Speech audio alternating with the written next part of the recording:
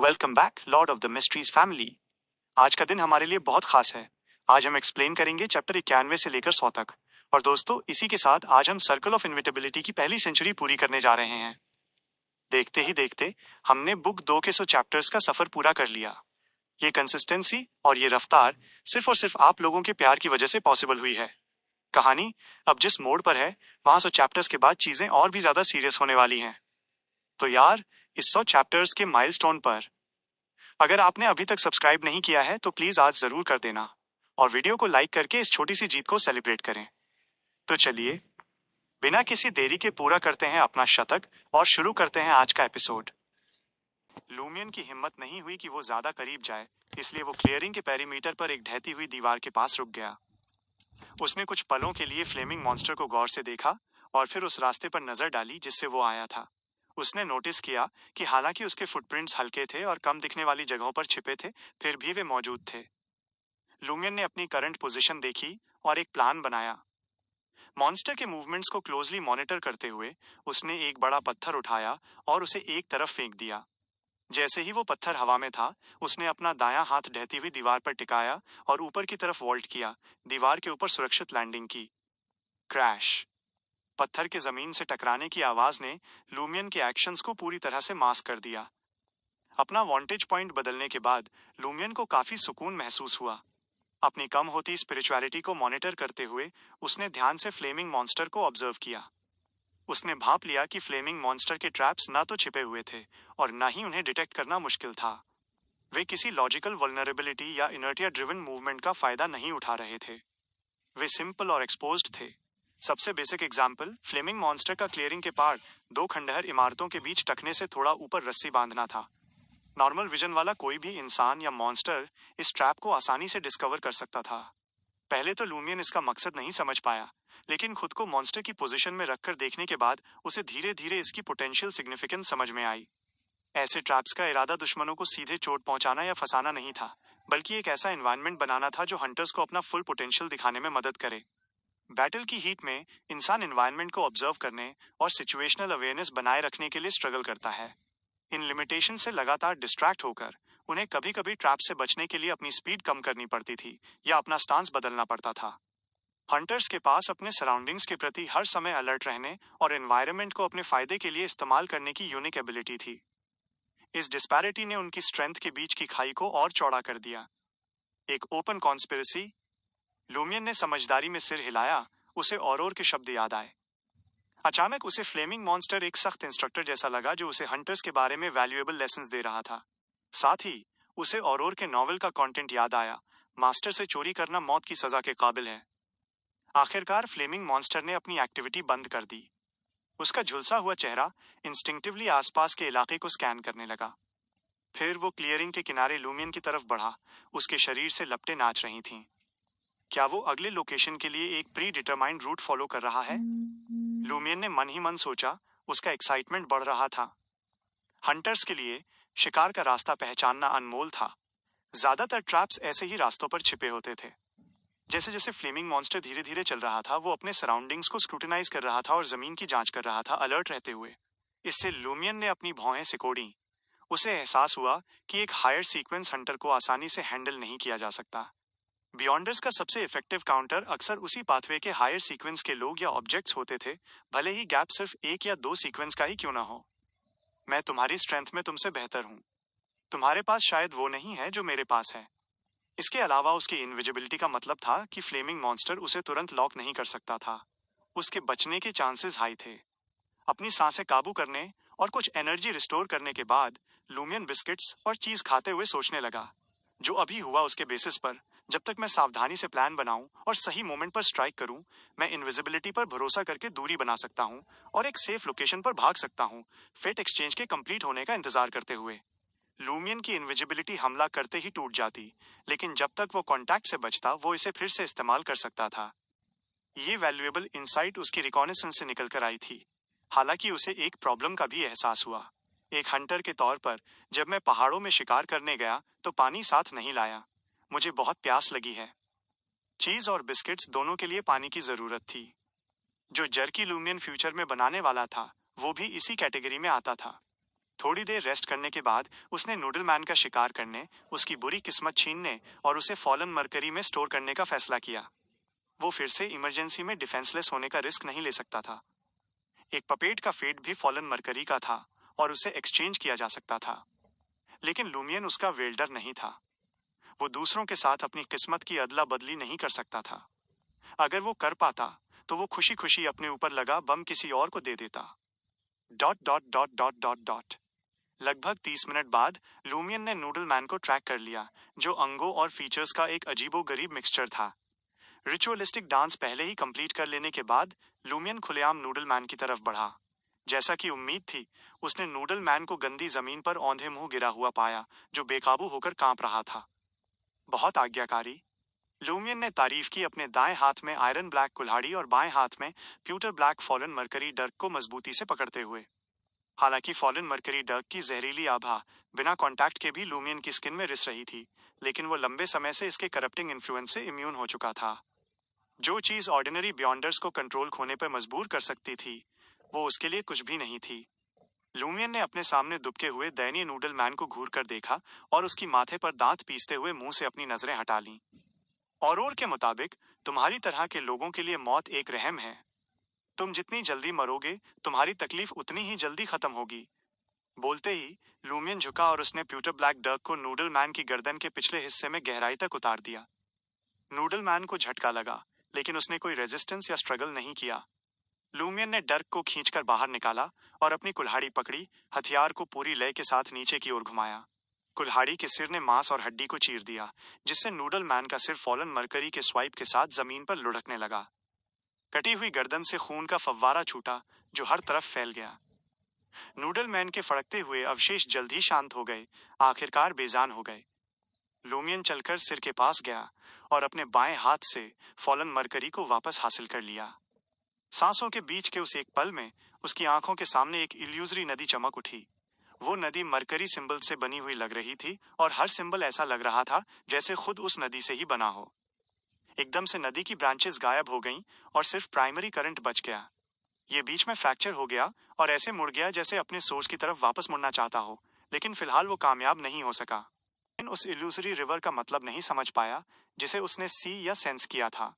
वो सिर्फ इतना समाइज कर सका कि ये फेट यानी किस्मत का सिंबल है। फॉलन मर्क्यूरी के इंस्टिंक्ट से गाइड होकर उसने ब्लेड की टिप उठाई और रिवर के अंदर एक मर्क्यूरी सिंबल पर एम साधा। जैसे ही उसका मर्क्यूरी रिवर से कांटेक्ट हुआ, लूमियन के माइंड में कई सीन्स फ्लैश हुए। नूडलमैन एक एनिग्मेटिक सैक्रिफिशियल डांस कर रहा है। नूडलमैन ब्लैक थॉर्न सिंबल के सामने कावरिंग कर रहा है और खुद को प्रोस्ट्रेटिंग कर रहा है। नूडलमैन अपनी भूख मिटाने के लिए ड्रीम रूइंस में बिखरा हुआ फ्लैश और ब्लड गैदर कर रहा है। नूडलमैन सिटी वॉल सर्कल के करीब जाने की अटेम्प्ट कर रहा है, लेकिन हर बार पीछे हट जाता है जैसे किसी चीज से डर रहा हो। नूडलमैन का सिर एक एक्स से काट दिया गया है। क्या लूप शुरू होने के बाद से ये उसका पूरा एग्जिस्टेंस है? लूमियन को यह रियलाइज हुआ जब उसने फॉलन मर्क्यूरी की टिप को उस मर्क्यूरी सिंबल में चुभाने की कोशिश की, जो नूडलमैन की डिमाइज यानी इल्यूजरी रिवर के अंत को रिप्रेजेंट करता था। ये उसके लिए सक्सीड होने के हिसाब से बहुत इमेंस और भारी था। उस मोमेंट पर मर्क्यूरी सिंबल डिसिपेट होने लगा और इल्यूजरी रिवर धीरे धीरे फेड हो गई। लूमियन के माइंड में इमेजेस हेजी हो गईं। क्या कोई टाइम लिमिट है? लूमियन ने डॉडल करने की हिम्मत नहीं की। प्रिंसिपल ऑफ प्रॉक्सिमिटी को मानते हुए उसने डार्क प्यूटर डर्क से नूडलमैन के उस फेट पर एम साधा जिसमें वो ब्लैक थॉर्न सिंबल के आगे झुक गया था। मर्क्यूरी सिंबल, जो शायद रिवर के एंटेंगलमेंट से बना था, खुल गया और एक ड्रॉपलेट में बदल गया, जो फॉलन मर्क्यूरी के ब्लेड में समा गया। अगले ही इंस्टेंट इल्यूजरी रिवर पूरी तरह गायब हो गई, जिससे लूमियन नूडलमैन के फेट को दोबारा नहीं देख सका। उसने नीचे फॉलन मर्क्यूरी की ओर देखा और नोटिस किया कि heretic symbols pewter black blade पर पानी की तरह धीरे धीरे अंजुलेटिंग कर रहे थे, जैसे उनमें कोई वाइटल फोर्स आ गई हो।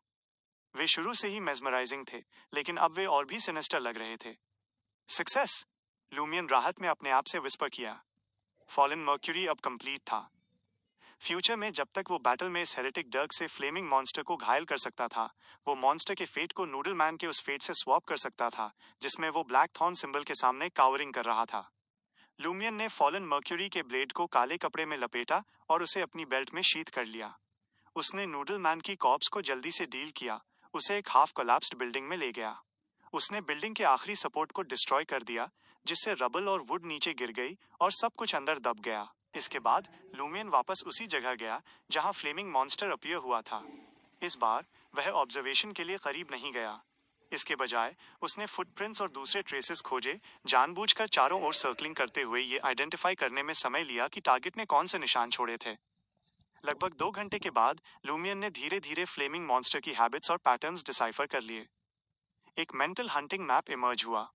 उसने कुछ समय प्री डिटरमाइंड बैटलफील्ड्स का सर्वे करने में बिताया ताकि फायदा उठाने के लिए नेचुरल ट्रैप्स एक्सप्लॉइट किए जा सकें। आखिरकार लूमियन ने अपना माथा रगड़ा और फैसला किया कि जब तक उसके पास एनर्जी है वो रूइंस में और डीपर डेल्व करेगा और फ्यूचर एक्सप्लोरेशंस के लिए इंफॉर्मेशन गैदर करेगा। वह विजिलेंट रहा और उसने फिर से सैक्रिफिशियल डांस किया, जिससे ब्लैक थॉर्न सिंबल आंशिक रूप से ट्रिगर हो गया। एमुलेट हाथ में लेकर लूमियन जल्दी से उसी रास्ते पर चल पड़ा जैसा पहले था। रास्ते में उसका सामना मॉन्स्टर से हुआ, लेकिन वे या तो हमला करने से पहले ही भाग गए या दूर से ही नजरों से ओझल हो गए। वो जितना डीपर गया वैसी ही सिमिलर सिचुएशंस और ज्यादा होने लगी। आखिरकार जब दूसरे सैक्रिफिशियल डांस से उसके सीने में होने वाली बर्निंग सेंसेशन सबसाइड हुई तो लूमियन को एक बार फिर मुड़े हुए घरों से बनी सिटी वॉल दिखाई दी। उसने कुछ देर रेस्ट किया और अपनी स्पिरिचुअलिटी रिकवर होने का इंतजार किया ताकि वो फिर से सैक्रिफिशियल डांस कर सके। डांस के बाद, जो कभी फोर्सफुल तो कभी ग्रेसफुल था, लूमियन उसी डायरेक्शन में चला गया जहां उसे फॉलन मर्क्यूरी मिला था और ब्लैक थॉर्न सिंबल एक्टिवेट हुआ था। उस कमरे से गुजरने के बाद जहां आग बुझ गई थी, उसने अपनी पेस धीमी कर दी क्योंकि वो अचानक होने वाले असॉल्ट से वेरी था। कुछ देर चलने के बाद लूमियन ने नोटिस किया कि आगे की लाइट काफी डिम हो गई थी। ऐसा लग रहा था जैसे आसमान में किसी मैसिव क्रीचर ने रोशनी रोक दी हो या सूरज किसी चीज से ऑब्सक्योर हो गया हो। लूमियन ने सहज रूप से ऊपर देखा, लेकिन उसे केवल घना फॉग दिखाई दिया। कारण पता न लगा पाने की वजह से वो केवल फॉलन मर्क्यूरी निकाल सका और कॉशियसली आगे बढ़ सका। एक पल में ऐसा लगा जैसे वो डे से नाइट में बदल गया हो। बेशक ये एक एग्जैजरेशन था। लूमियन ने सोचा कि फॉगी वेदर की तुलना ऐसी जगह से करना ज्यादा एक्यूरेट होगा जो काले बादलों से ढकी हो। लगभग उसी समय उसने अनचाहे में यौन ली और उसकी एग्जॉस्शन इंटेंसिफाई होने लगी। नहीं, मैं सो नहीं सकता। लूमियन ने खुद को अपनी आंखें खुली रखने के लिए फोर्स किया, क्योंकि वो पहाड़ के अंधेरे बेस से पीछे हट गया था। उसकी मेंटल स्टेट में काफी सुधार हुआ और हालांकि वो अभी भी थका हुआ था, वो इसे इंड्योर कर सकता था। जैसे ही तुम अंदर जाते हो, तुम्हें नींद आ जाती है। तुम जितना डीपर जाओगे, उतनी ही ज्यादा नींद आएगी। लूमियन ने मन ही मन सोचा। वो मुड़ा और दूसरी दिशा में चल पड़ा। एक और सैक्रिफिशियल डांस के बाद वो एक अनफेमिलियर एरिया में पहुंचा। उसके दाईं ओर दरवाजों और खिड़कियों से बनी दीवारें थीं। उसके बाईं ओर एक वेस्टलैंड था जो रूइंस के सर्कल से जुड़ा था और आगे ब्राउन ट्रीज खड़े थे। उन सुनसान रूइंस में पेड़ अविश्वसनीय रूप से रेजिलिएंट लग रहे थे। वे एक दूसरे से गुंथे हुए थे, जिससे 5 से 6 मीटर ऊंची वुडन वॉल बन गई थी। इस दीवार में ढेर सारी हरी पत्तियां और टहनियां थीं, जो आसपास की सन्नाटे भरी वीरानी के बिल्कुल उलट थीं। अगर इसने सिटी वॉल के पीछे जाने का रास्ता न रोका होता तो लूमियन इसकी टेनेशियस वाइटैलिटी की तारीफ करता, लेकिन अब वो केवल 2 मिडिल फिंगर्स उठाकर अपनी डिससैटिस्फैक्शन जता सका। वो ड्रीम रूइंस के दूसरी तरफ से चक्कर लगाकर एंटर कर सकता था, लेकिन वो उस इलाके से फेमिलियर नहीं था। उसकी स्पिरिचुअलिटी लगभग डिप्लीट हो चुकी थी, इसलिए रिस्क लेने की कोई जरूरत नहीं थी। लूमियन ने खुलकर यौन ली और उसका सीना अभी भी जल रहा था जब उसने अपने कदम पीछे खींचे। जब लूमियन जागा तो सुबह की पहली रोशनी मोटे पर्दों से छनकर आ चुकी थी। अभी भी जल्दी है, उसने अपने पास सो रही औरोर पर नजर डालते हुए सोचा। औरोर के सुनहरे बाल सफेद तकिए पर बिखरे हुए थे और उसकी आंखें शांतिपूर्ण नींद में बंद। खाली भेड़ों के बाड़े को देखते हुए जिसमें घास और गंदगी बिखरी हुई थी, रयान ने अपनी भौहें सिकोड़ी और कहा, क्या उन्होंने इतनी जल्दी अंडरग्राउंड ऑल्टर ठीक कर लिया? उसे शक था कि तीनों गायब भेड़ों को बलि के लिए ले जाया गया है। शायद इन हेरेटिक्स के पास कुछ स्पेशल पावर्स हैं, वैलेंटाइन ने नफरत के साथ जवाब दिया। उनकी बातचीत सुनते हुए लूमियन को अचानक पिछली रात सुनी गई भेड़ के मिमियाने की हल्की आवाज याद आई। क्या वो बलि दी जा रही भेड़ों में से एक हो सकती थी? उलझन में उसने अपना शक रयान और वैलेंटाइन के साथ शेयर किया। ऐसा होना मुश्किल लगता है, रयान ने सिर हिलाते हुए बात टाल दी। कैथेड्रल तुम्हारे घर से सैकड़ों मीटर दूर है और ऑल्टर अंडरग्राउंड है। उसका मतलब था कि एक हंटर की बढ़ी हुई सुनने की क्षमता के बावजूद कैथेड्रल के अंडरग्राउंड हिस्से से कुछ भी सुनना नामुमकिन था। लूमियन को भी वो शक सही लगा, लेकिन वो समझा नहीं सका कि उसने मिमियाना क्यों सुना। साथ ही उसके सीने में जलन महसूस हुई क्योंकि ब्लैक थॉर्न सिंबल आंशिक रूप से एक्टिवेट हो गया था।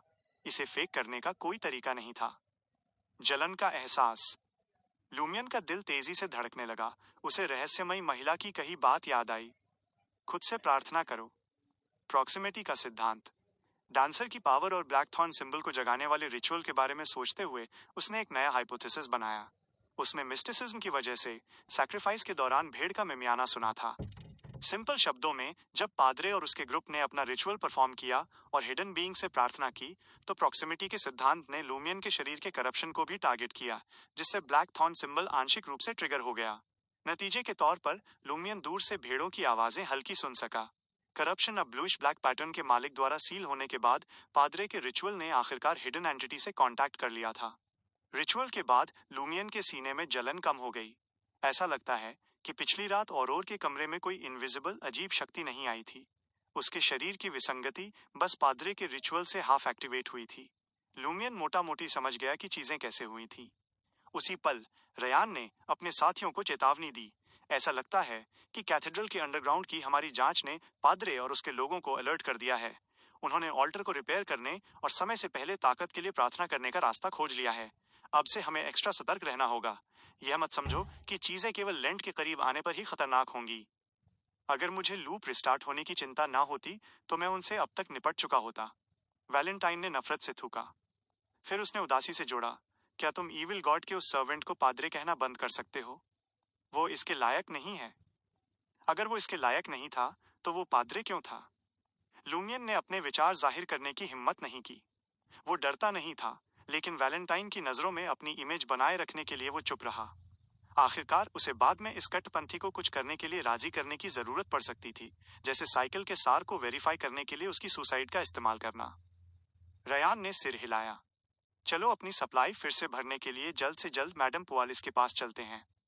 हमें फ्यूचर में जितना हो सके अंदर ही रहना चाहिए। लूमियन ने और कुछ नहीं कहा। शेफर्ड पियरे बेरी के घर को पिछले दरवाजे से छोड़ते हुए पहाड़ी पर बने महल की ओर चल दिया। शानदार गार्डन से गुजरते हुए तीनों आंशिक रूप से खुले दरवाजे के पास पहुंचे और रेड कोटेड व्हाइट पेंटेड नौकर को इन्फॉर्म किया, हमें मैडम पुआलिस से मिलना है। एक पल रुकिए। वैलेट ने तेजी से मुड़ने और दरवाजे के अंदर गायब होने से पहले रयान और वैलेंटाइन पर नजर डाली। जल्द ही ग्रेश व्हाइट ड्रेस में पीले चेहरे वाली मिडवाइफ बाहर निकली। पिछली बार की तुलना में उसका चेहरा और भी पीला था और उसकी आंखें इतनी खाली थीं कि किसी का भी दिल ठंडा कर दें। अगर लूमियन ने रयान और वैलेंटाइन को पहले ही इन्फॉर्म न किया होता कि मिडवाइफ मरी नहीं है तो वे हैरान रह जाते। उन्होंने बहुत से मरे हुए लोगों को ज़ॉम्बी बनते देखा था। सोलर हाईप्रीस्ट ऐसे मामलों में स्पेशलिस्ट थे। वैलेंटाइन ने इसी तरह के दर्जनों मामलों को प्यूरिफाई किया था, लेकिन ये उनकी समझ से बाहर था कि टुकड़ों में कटा हुआ व्यक्ति कैसे अपने ओरिजिनल अपीयरेंस में वापस आ सकता है और मरे हुए से ज्यादा जिंदा लग सकता है। मिडवाइफ ने एक ही सुर में बात की, मैडम आपसे नहीं मिलना चाहती, कृपया जाइए, हमारे पास जरूरी मामले हैं। लूमियन ने जोर दिया, क्या मैडम पुआलिस को चिंता नहीं है कि जमीन के नीचे वाला व्यक्ति उनके प्लान्स को बिगाड़ देगा? मिडवाइफ ने अपना टोन वही रखा, मैडम कहती हैं कि ये उन्हें इफेक्ट नहीं करेगा। यह सुनकर लूमियन की रीढ़ में सहरन दौड़ गई। इसका मतलब था कि उन्हें मैडम पुआलिस की मदद दोबारा लेने में मुश्किल होगी। लूमियन बिना हताशा या निराशा दिखाए मुस्कुराया। मिडवाइफ की ओर देखते हुए उसने कहा, लेकिन हम मकबरे को एक्सप्लोर कर सकते हैं। उसने इशारा किया कि एक्सप्लोरेशन के दौरान कोई भी पक्ष मुश्किल में पड़ सकता है, जिससे लूप समय से पहले रिस्टार्ट हो सकता है। बेपरवाह, मिडवाइफ सख्त और ब्लैंक रही। आप कोशिश कर सकते हैं, लेकिन आपको केवल निराशा ही मिलेगी। इसका क्या मतलब है? लूमियन मैडम पुआलिस के मैसेज को समझ नहीं सका। क्या उनका मतलब था कि वे जितना चाहें एक्सप्लोर कर सकते हैं और वो क्रूशल मोमेंट्स पर कुछ मदद करेंगी, लेकिन उन्हें कोई वैल्यूएबल क्लू नहीं मिलेगा? लूमियन ने जितना सोचा उसे उतना ही शक हुआ कि उनका यह मतलब था, वरना उन्होंने मिडवाइफ के जरिए उनकी मीटिंग की रिक्वेस्ट को मना न किया होता। इससे पहले कि लूमियन दूसरी पॉसिबिलिटीज पर विचार करता, रयान ने सोच समझकर पूछा, क्या मैडम पुआलिस हमें ये बताने की कोशिश कर रही हैं कि मकबरे में मौजूद व्यक्ति हमें आसानी से कंट्रोल कर सकता है और लूप को ट्रिगर किए बिना हमारी जांच रोक सकता है? हाँ। मिडवाइफ ने धीरे से सिर हिलाया, मुड़ी और महल के अंदर चली गई। लूमियन, वैलेंटाइन और रयान ने एक दूसरे को देखा और बेबस महसूस करते हुए निकल गए। उनका अगला स्टॉप ओल्ड टावन था, जहां वे काफी सामान और सस्ती वाइन के बैरल खरीद सकते थे। पीने के पानी की तुलना में जो जल्दी खराब हो जाता था, वाइन ज्यादा स्टेबल थी। जब तक इसमें अल्कोहल की मात्रा बहुत ज्यादा न हो, ये पानी की जगह ले सकती थी। टावन में एंटर करते ही लूमियन ने कमरे को स्कैन किया, लेकिन उसे वो रहस्यमयी महिला नहीं दिखी। निराश होकर उसने बार काउंटर पर फोकस किया और टावन के मालिक मॉरिस बेनेट को बताया कि उन्हें क्या चाहिए। जब रयान और वैलेंटाइन वाइन के बैरल बाहर ले गए तो लूमियन ने अपनी आवाज धीमी की और पूछा, वो दूसरी लेडी कहाँ है? मॉरिस बेनेट ने अपना सिर हिलाया। मुझे नहीं पता। शायद वो अपने कमरे में है, गांव में कहीं और, या लीगे में भी। उसने 9 तारीख तक कमरा रेंट पर लिया है। वो जो चाहे करने के लिए आजाद है। 9 तारीख? 12वीं रात? लूमियन ने सोच समझकर सिर हिलाया। 9 अप्रैल वही 12वीं रात थी जिसका अंदाजा उसने और औरोर ने लगाया था। इससे ये भी कंफर्म हो गया कि 29 मार्च वाकई लूप का पहला दिन था। अगर रयान और 2 अन्य विदेशी कोडू में एक विशेष साइकिल पर एंटर नहीं हुए होते तो जब भी बाहरी लोग इलाके में घुसते लूप तुरंत रिस्टार्ट हो जाता और 29 मार्च से शुरू होता। धत! लूमियन ने अपने माथे पर हाथ मारा और टैवन के मालिक मॉरिस बेनेट से कहा, मेरा पेट खराब हो रहा है, मुझे टॉयलेट जाना है, उनसे कहो मेरा इंतजार करें। मॉरिस बेनेट के एक्सप्रेशन जैसे कह रहे थे, अब तुम क्या कर रहे हो? मुझसे पंगा मत लो। खराब रेपुटेशन होने का नुकसान एक बार फिर सामने आया। लूमियन हंसा। चिंता मत करो, मैं सच में टॉयलेट ही यूज कर रहा हूँ। बोलते हुए उसने हाथ हिलाया और सीढ़ियों की ओर दौड़ गया। वो टॉयलेट यूज करना चाहता था, लेकिन वो ऊपर वाले की ओर जा रहा था। मॉरिस बेनेट ने उसकी पीछे हटती फिगर को देखा और बड़बड़ाया, स्प्रिंग आ गया है और इस कमीने के हार्मोन्स उबल रहे हैं। उसकी आवाज लूमियन के कानों तक बमुश्किल पहुंची। दूसरी मंजिल पर पहुंचकर लूमियन टॉयलेट के पास गया और खुद को रहस्यमयी महिला के कमरे के सामने खड़ा कर लिया। खट खट खट। उसने दरवाजे पर दस्तक दी। कोई जवाब नहीं। हैंडल पर डू नॉट डिस्टर्ब साइन न देखकर लूमियन ने 2 बार और दस्तक दी, हर बार पहले से ज्यादा जोर से। बदकिस्मती से वो रहस्यमयी लेडी कभी सामने नहीं आई। लूमियन ने एक पल के लिए सोचा, फिर एक पतली तार निकाली और उसे कीहोल में घुमाया। दरवाजा चरमराकर खुला, जिससे एक खाली कमरा दिखा। बिस्तर का कंबल करीने से मुड़ा हुआ था, जैसे हाल ही में वहां कोई न रहा हो। लूमियन ने धीरे से सांस छोड़ी और अंदर कदम रखे बिना दरवाजा बंद कर दिया। Dot dot dot dot dot dot. दोपहर में भाई बहन और के बेडरूम में इकट्ठा हुए, लूमियन को हरमीज की कला सिखाने के बहाने, ताकि उसकी स्ट्रेंथ तेजी से बढ़े। लूमियन ने अपनी आवाज धीमी रखी और पिछली रात ड्रीम रूइंस के अपने एक्सर्शन के बारे में बताया। आखिरकार उसने पूछा, कुछ और जोड़ना है? फ्लेमिंग मॉन्स्टर का शिकार करने के बारे में। हालांकि वो फॉलन मरकरी और इनविजिबिलिटी से लैस था, लेकिन फ्लेमिंग बीस्ट का शिकार करने में उसका कॉन्फिडेंस कम ही था। वो हंटर पाथवे का एक सीक्वेंस था जिसने क्वालिटेटिव ट्रांसफॉर्मेशन का अनुभव किया था। और हंसी। तुमने सब कुछ कवर कर लिया है, मैं बस इतना ही जोड़ सकती हूँ। उसने अपने हाथ उठाए, मुट्ठियां बनाई और उन्हें धीरे से हिलाया। Break a leg. लूमियन को अपनी बहन के मजाक से हार महसूस हुई, हालांकि उसके सीने का तनाव कम हो गया। और ने फिर कहा, जो बचता है वो कुछ घिसे पिटे शब्द हैं, सावधान रहो, बहुत सावधान रहो। उसने आह भरी। अफसोस की बात है कि वो रहस्यमयी लेडी यहाँ नहीं है, वरना मैं कुछ सिंपल सप्लीमेंट्री ताबीज और इंटीग्रिटी ब्रोच तैयार कर सकती थी और उन्हें तुम्हारे सपने में ले आती। ये सच है। जबकि लूमियन ने निराशा महसूस की, वो हतोत्साहित नहीं हुआ। उसका हार मानने का कोई इरादा नहीं था। रात 9:50 बजे लूमियन और के बेडरूम से बाहर निकला और वॉशरूम की ओर गलियारे में दबे पांव चला। अपनी नाइट वॉच शुरू करने से पहले वो खुद को हल्का करना चाहता था। चांद की लाल चमक में नहाया हुआ वॉशरूम अंधेरे में डूबा था, केवल टॉयलेट ही हल्का सा दिखाई दे रहा था। लूमियन झुका और अपनी बेल्ट खोली। उसके पीछे दीवार पर मौजूद साया अचानक तड़पा और एक सिलहूट में बदल गया, जिसने अपने सिर के ऊपर एक कुल्हाड़ी ऊंची उठा रखी थी। Chapter 94 attack. लूमियन की आंखें सिकुड़ गईं, उसका शरीर तंग हो गया क्योंकि उसने महसूस किया कि उसकी स्किन के रोम छिद्र खुल रहे हैं। खतरे की एक जबरदस्त प्रेमोनिशन उस पर हावी हो गई। ड्रीम रूइंस में उसे ऐसे अनुभवों की कोई कमी नहीं थी। तुरंत वो रुका और एक बिना हड्डी वाले मांस के बोरे की तरह साइड में लुढ़क गया। एक सीटी जैसी हवा उसके कानों में भर गई जब एक रेजर शार्प एक्स उसके शरीर को छूकर निकल गई, हवा को चीरते हुए। लूमियन एक धप की आवाज के साथ जमीन से टकराया और अपने पैरों पर खड़े होने के लिए रोल करने की कोशिश करने लगा, लेकिन पीले सफेद और पिच ब्लैक डरावने हाथ आसपास की परछाइयों से बाहर निकले, उसके कपड़े पकड़ लिए और उसके शरीर के चारों ओर लिपट गए। ठंडक का एहसास और स्टिफनेस लूमियन के मांस में समा गई। अपनी पावरफुल एजिलिटी के साथ उन बंधनों से बचने की कोशिश करते हुए वो चिल्लाया, हेल्प। 2 दुष्ट ऊबड़ खाबड़ हथेलियों ने उसका मुंह दबा दिया, उसकी आवाज को अचानक घोंट दिया, जिससे सिर्फ एक सिसकी बची। उसी समय लूमियन ने दीवार पर एक लंबी ह्यूमनॉइड शैडो देखी जो उस पर एक्स उठा रही थी। क्लैंग। शुद्ध रोशनी की एक 2-हैंडेड ब्रॉडसवर्ड ने एक्स के वार को रोक दिया। रायन सबसे पहले वहां पहुंचा।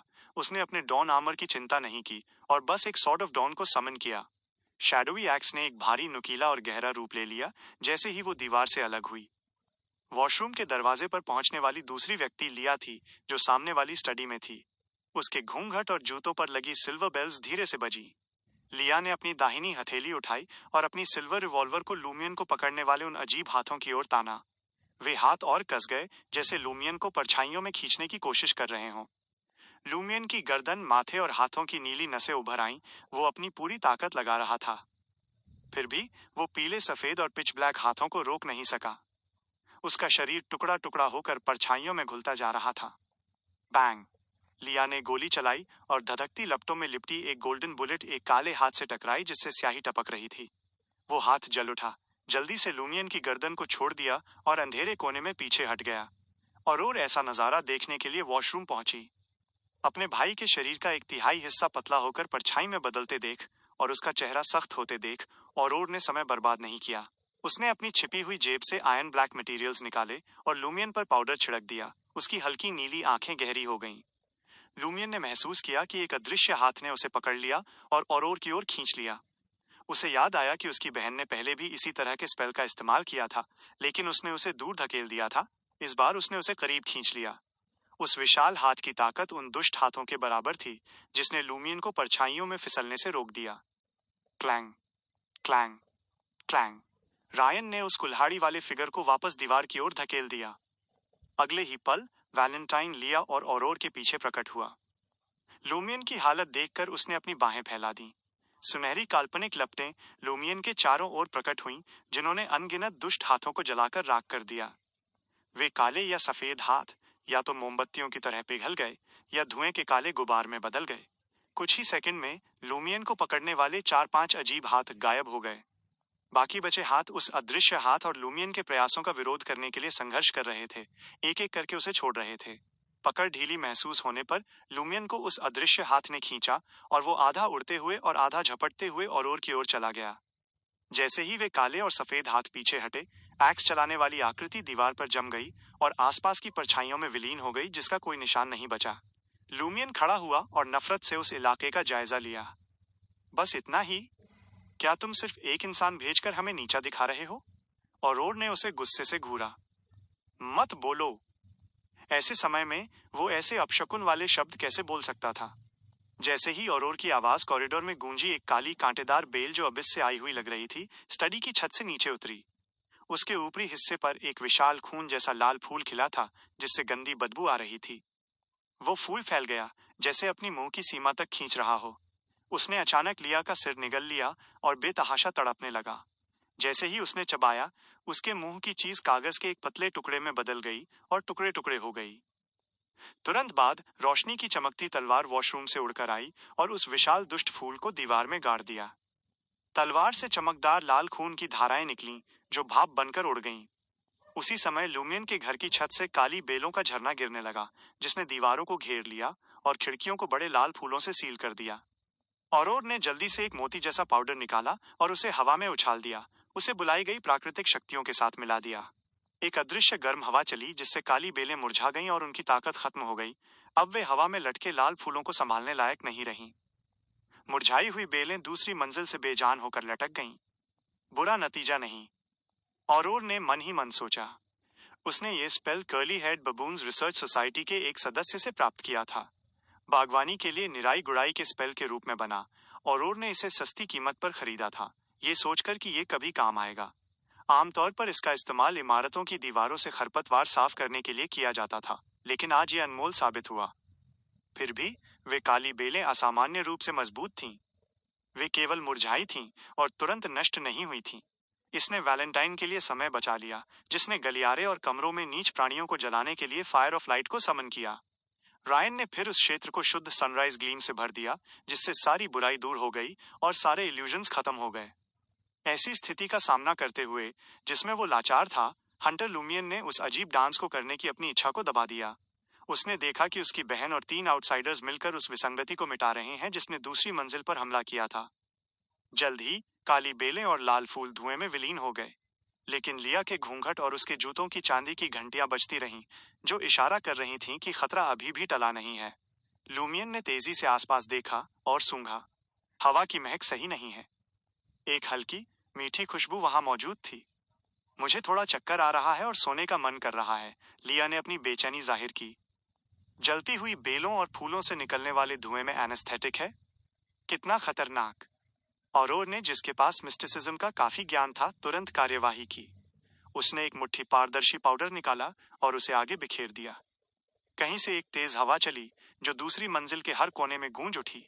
रायन, लूमियन, वैलेंटाइन और लिया अलग अलग कमरों में भागे और उन खिड़कियों को खोल दिया जिन्हें काली बेलों ने बंद कर दिया था। जैसे ही वो हवा शांत हुई, औरोर ने लूमियन की ओर मुड़कर पूछा, और अब? लूमियन ने सावधानी से सूंघा। अब वो महक नहीं आ रही।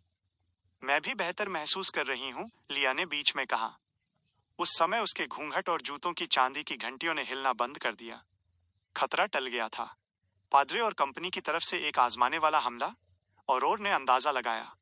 लूमियन ने वैलेंटाइन की ओर देखा, जो परेशान दिख रहा था। हो सकता है कि गियोम बेने हो, जिसे अभी अभी वरदान मिला है, या पहले से ही ताकतवर शेपर्ड पियर बेरी। लूमियन के शब्दों के चुनाव पर वैलेंटाइन के चेहरे के भाव नरम हो गए। रायन ने इलाके का सर्वेक्षण किया और भारी आवाज में कहा, मामला जो भी हो, हमें अपनी सतर्कता बढ़ानी होगी। अब से हम शिफ्ट्स के लिए 2 समूहों में बंट जाते हैं। हम आराम करने और पहरा देने के बीच बारी बारी से काम करेंगे, दिन हो या रात। बिना समय पर सहायता के एक अकेले गार्ड पर हमला होने का जोखिम था। कोई समस्या नहीं। औरोर और लूमियन ने एक दूसरे को देखा और फिर कहा, मैं अपने भाई के साथ एक ही ग्रुप में रहूंगी। रायन और बाकी लोगों ने कोई आपत्ति नहीं की। अगले कुछ दिनों में दोनों समूहों ने 6 घंटे के रोटेशन में कड़ी नजर रखी। हालांकि कुछ नहीं हुआ।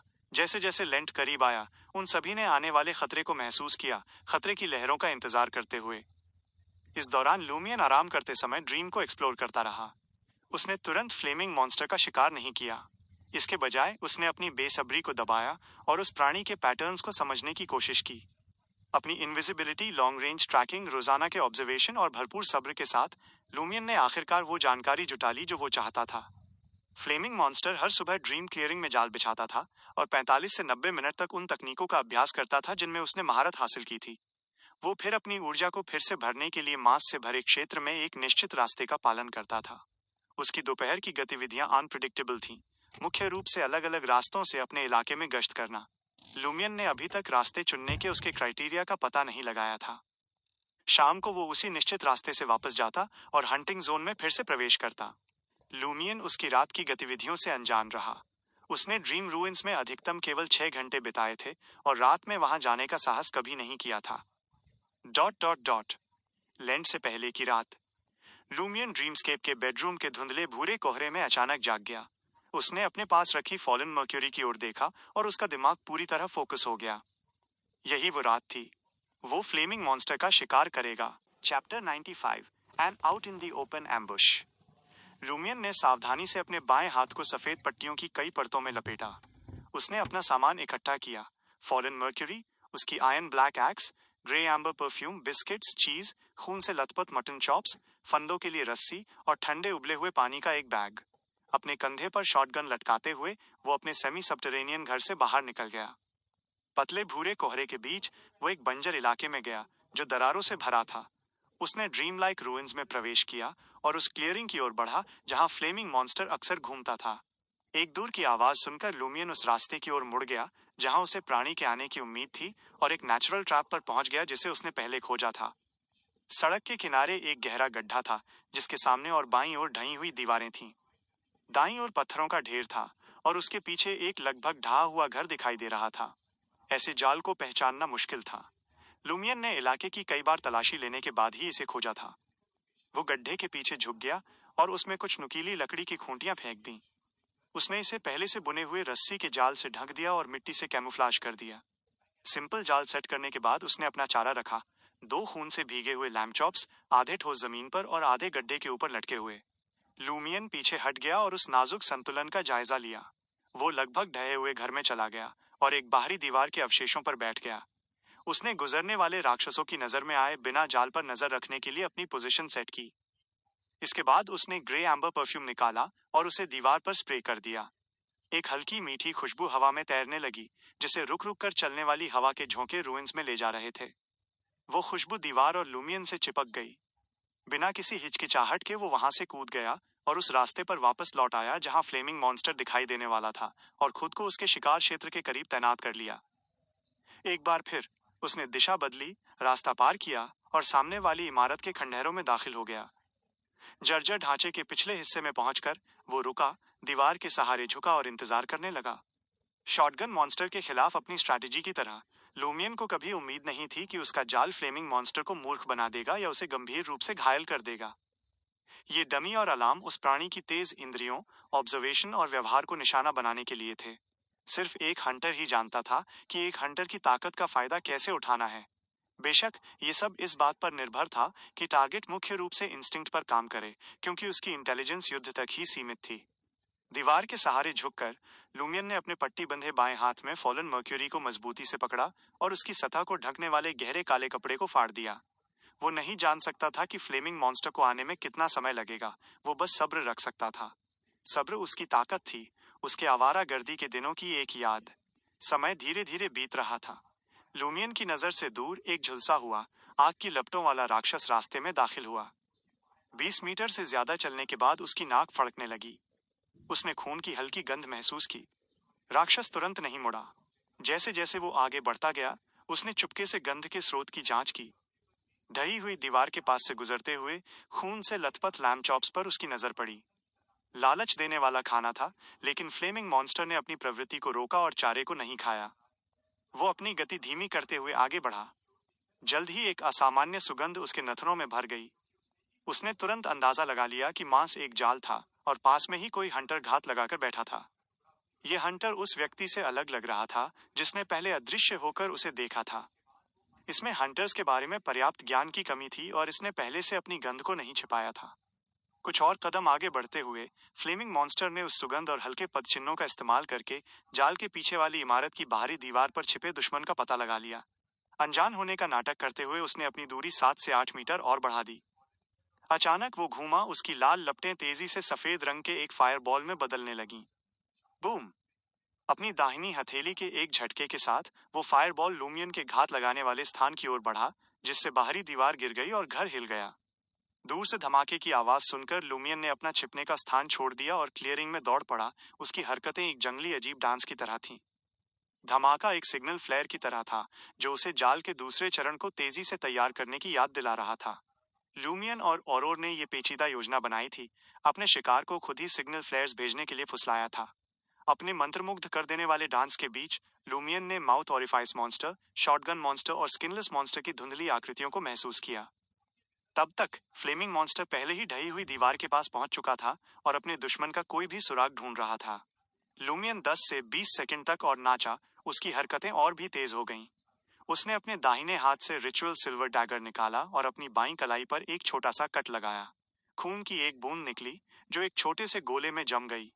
लूमियन आगे बढ़ा, मुड़ा और खून की उस बूंद को झपट लिया और उसे माउथ ऑरिफाइस मॉन्स्टर की ओर निशाना बनाया। आए! उसने प्राचीन हर्मीज भाषा में ये शब्द कहा। उसकी आवाज एक फुसफुसाहट से मुश्किल से ऊपर थी। उसी समय फ्लेमिंग मॉन्स्टर ने लूमियन द्वारा पीछे छोड़े गए हल्के पदचिन्हों को खोज लिया था। एक हल्की सुगंध सूंघकर उसने उसका पीछा करना शुरू कर दिया। जल्दी से अपना अगला आदेश चिल्लाते हुए लूमियन ने देखा कि माउथ ऑरिफाइस मॉन्स्टर ने सिल्वर डैगर की नोक से खून की बूंद को निगल लिया और उसके शरीर में प्रवेश कर गया। पागलपन, खून की प्यास, क्रूर इरादे और भूख की एक लहर उस पर हावी हो गई। लूमियन ने उस बेचैनी का मुकाबला किया और अपने मामूली घाव पर सफेद पट्टी जल्दी से बांध ली, जिसे वो साथ लाया था। इसके बाद उसने पनीर का एक टुकड़ा अपने मुंह में डाला, उसे चबाया और निगल लिया, ताकि ये सुनिश्चित हो सके कि उसके शरीर पर मौजूद ग्रे एम्बर की सुगंध किसी भी अन्य मिलीजुली गंध को छिपा लेगी। इस पूरी प्रक्रिया के दौरान लूमियन सड़क के किनारे तक दौड़ा और एक अनजान जगह पर रुक गया। उसने अपना जबड़ा कस लिया और पीछे मुड़ा, सावधानी से अपने पिछले रास्ते के कदमों को फिर से दोहराया। एक हंटर के ऑब्जर्वेशन स्किल्स और एक डांसर के लचीलेपन पर भरोसा करते हुए लूमियन ने यह सुनिश्चित किया कि वो केवल हल्के पदचिन्ह और कोई अतिरिक्त निशान न छोड़े। ज्यादा देर नहीं हुई थी कि वो सड़क के बीच में पहुंच गया और रुक गया। अपनी इनविजिबिलिटी बनाए रखते हुए लूमियन सड़क पर सबके सामने खड़ा रहा। उसने इंतजार किया, फ्लेमिंग मॉन्स्टर पर हमला करने के किसी भी विचार को दबाने के लिए कॉजिटेशन का इस्तेमाल किया, जो उसकी खतरे की आशंका को बाधित करने का एक बुनियादी तरीका था। उसकी प्रेरणा एक हंटर की गहरी सेल्फ अवेयरनेस से आई थी। और ने एक बार एक उपन्यास में सड़क के बीच में घात लगाने के लिए अपने ही कदमों को पीछे खींचने की टैक्टिक के बारे में लिखा था। 7 या 8 सेकंड के बाद फ्लेमिंग मॉन्स्टर का काला रूप लूमियन की नजरों में आया। अपने अनोखे लचीलेपन का उपयोग करते हुए उसने आने वाले टारगेट को देखने के लिए अपने शरीर को मोड़ा। फ्लेमिंग मॉन्स्टर ने अपने दुश्मन द्वारा छोड़े गए हल्के पद चिन्हों और गंध का पीछा किया। बिना किसी रुकावट के उसने अपना पीछा जारी रखा। एक बार मुख्य सड़क पर वापस आने के बाद उसने हवा को सूंघा और एक हल्की सुगंध पाकर उसे कोई हैरानी नहीं हुई। उसने सहज रूप से अपना सिर झुकाया और वे मामूली पदचिन्ह ढूंढ लिए, लेकिन उसे आसपास जाल का कोई निशान नहीं मिला। बिना किसी हिचक के फ्लेमिंग मॉन्स्टर ने सड़क के दूसरी ओर तक पदचिन्हों का पीछा किया। झुलसा हुआ चेहरा और जगह से खिसकी हुई आंखें लूमियन की नजरों में और बड़ी और साफ दिखाई देने लगीं। अपनी सांस रोकते हुए लूमियन ने फिर से अपनी कॉजिटेशन में खलल नहीं डाला और अपने दिमाग को खाली रखने की कोशिश की। 5 मीटर, 3 मीटर, 1 मीटर। वो टारगेट पर झपटा और तेजी से वार करने के लिए अपने बाएं हाथ में फॉलन मर्क्यूरी को उठाया। उसने दूरी और कम होने का इंतजार नहीं किया। उसे डर था कि इससे शिकार की खतरे की भावना जाग जाएगी और वो बचने की कोशिश करेगा। फ्लेमिंग मॉन्स्टर को अचानक खतरे का जबरदस्त एहसास हुआ। बिना सोचे समझे वो एक तरफ कूद गया। उसी समय उसकी नजरों ने लूमियन की आकृति को कैद कर लिया, जो अपने पट्टी बंधे बाएं हाथ में एक गहरे काले खंजर से हमला कर रहा था। वे इतने करीब थे कि फ्लेमिंग मॉन्स्टर के रिएक्शन के बावजूद बचना असंभव था। लूमियन उससे टकरा गया। एक चीरने वाली आवाज के साथ फॉलन मर्क्यूरी का तेज ब्लेड फ्लेमिंग मॉन्स्टर के दाहिने सीने में धंस गया।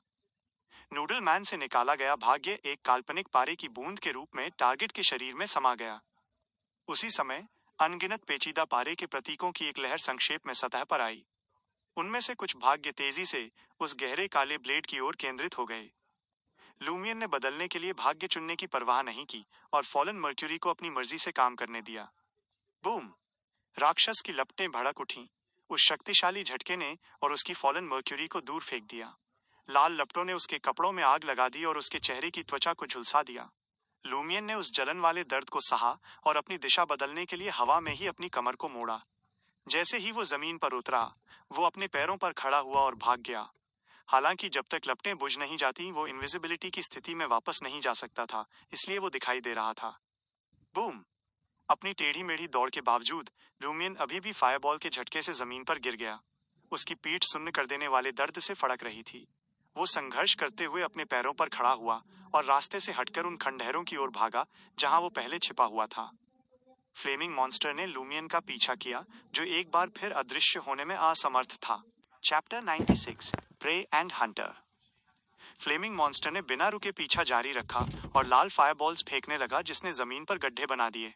लूमियन कई बार अपना बैलेंस खो बैठा। सूखी जमीन पर बिखरी हुई जली हुई लकड़ियों को आग की लपटें छू रही थीं, जिससे हर तरफ लाल रोशनी फैल रही थी। लूमियन ने उन आग की लपटों पर बिल्कुल ध्यान नहीं दिया, जो अभी भी उसके कपड़ों को जला रही थीं। तेज दर्द को सहते हुए वो धमाकों के झटकों से बार बार जमीन पर गिर रहा था।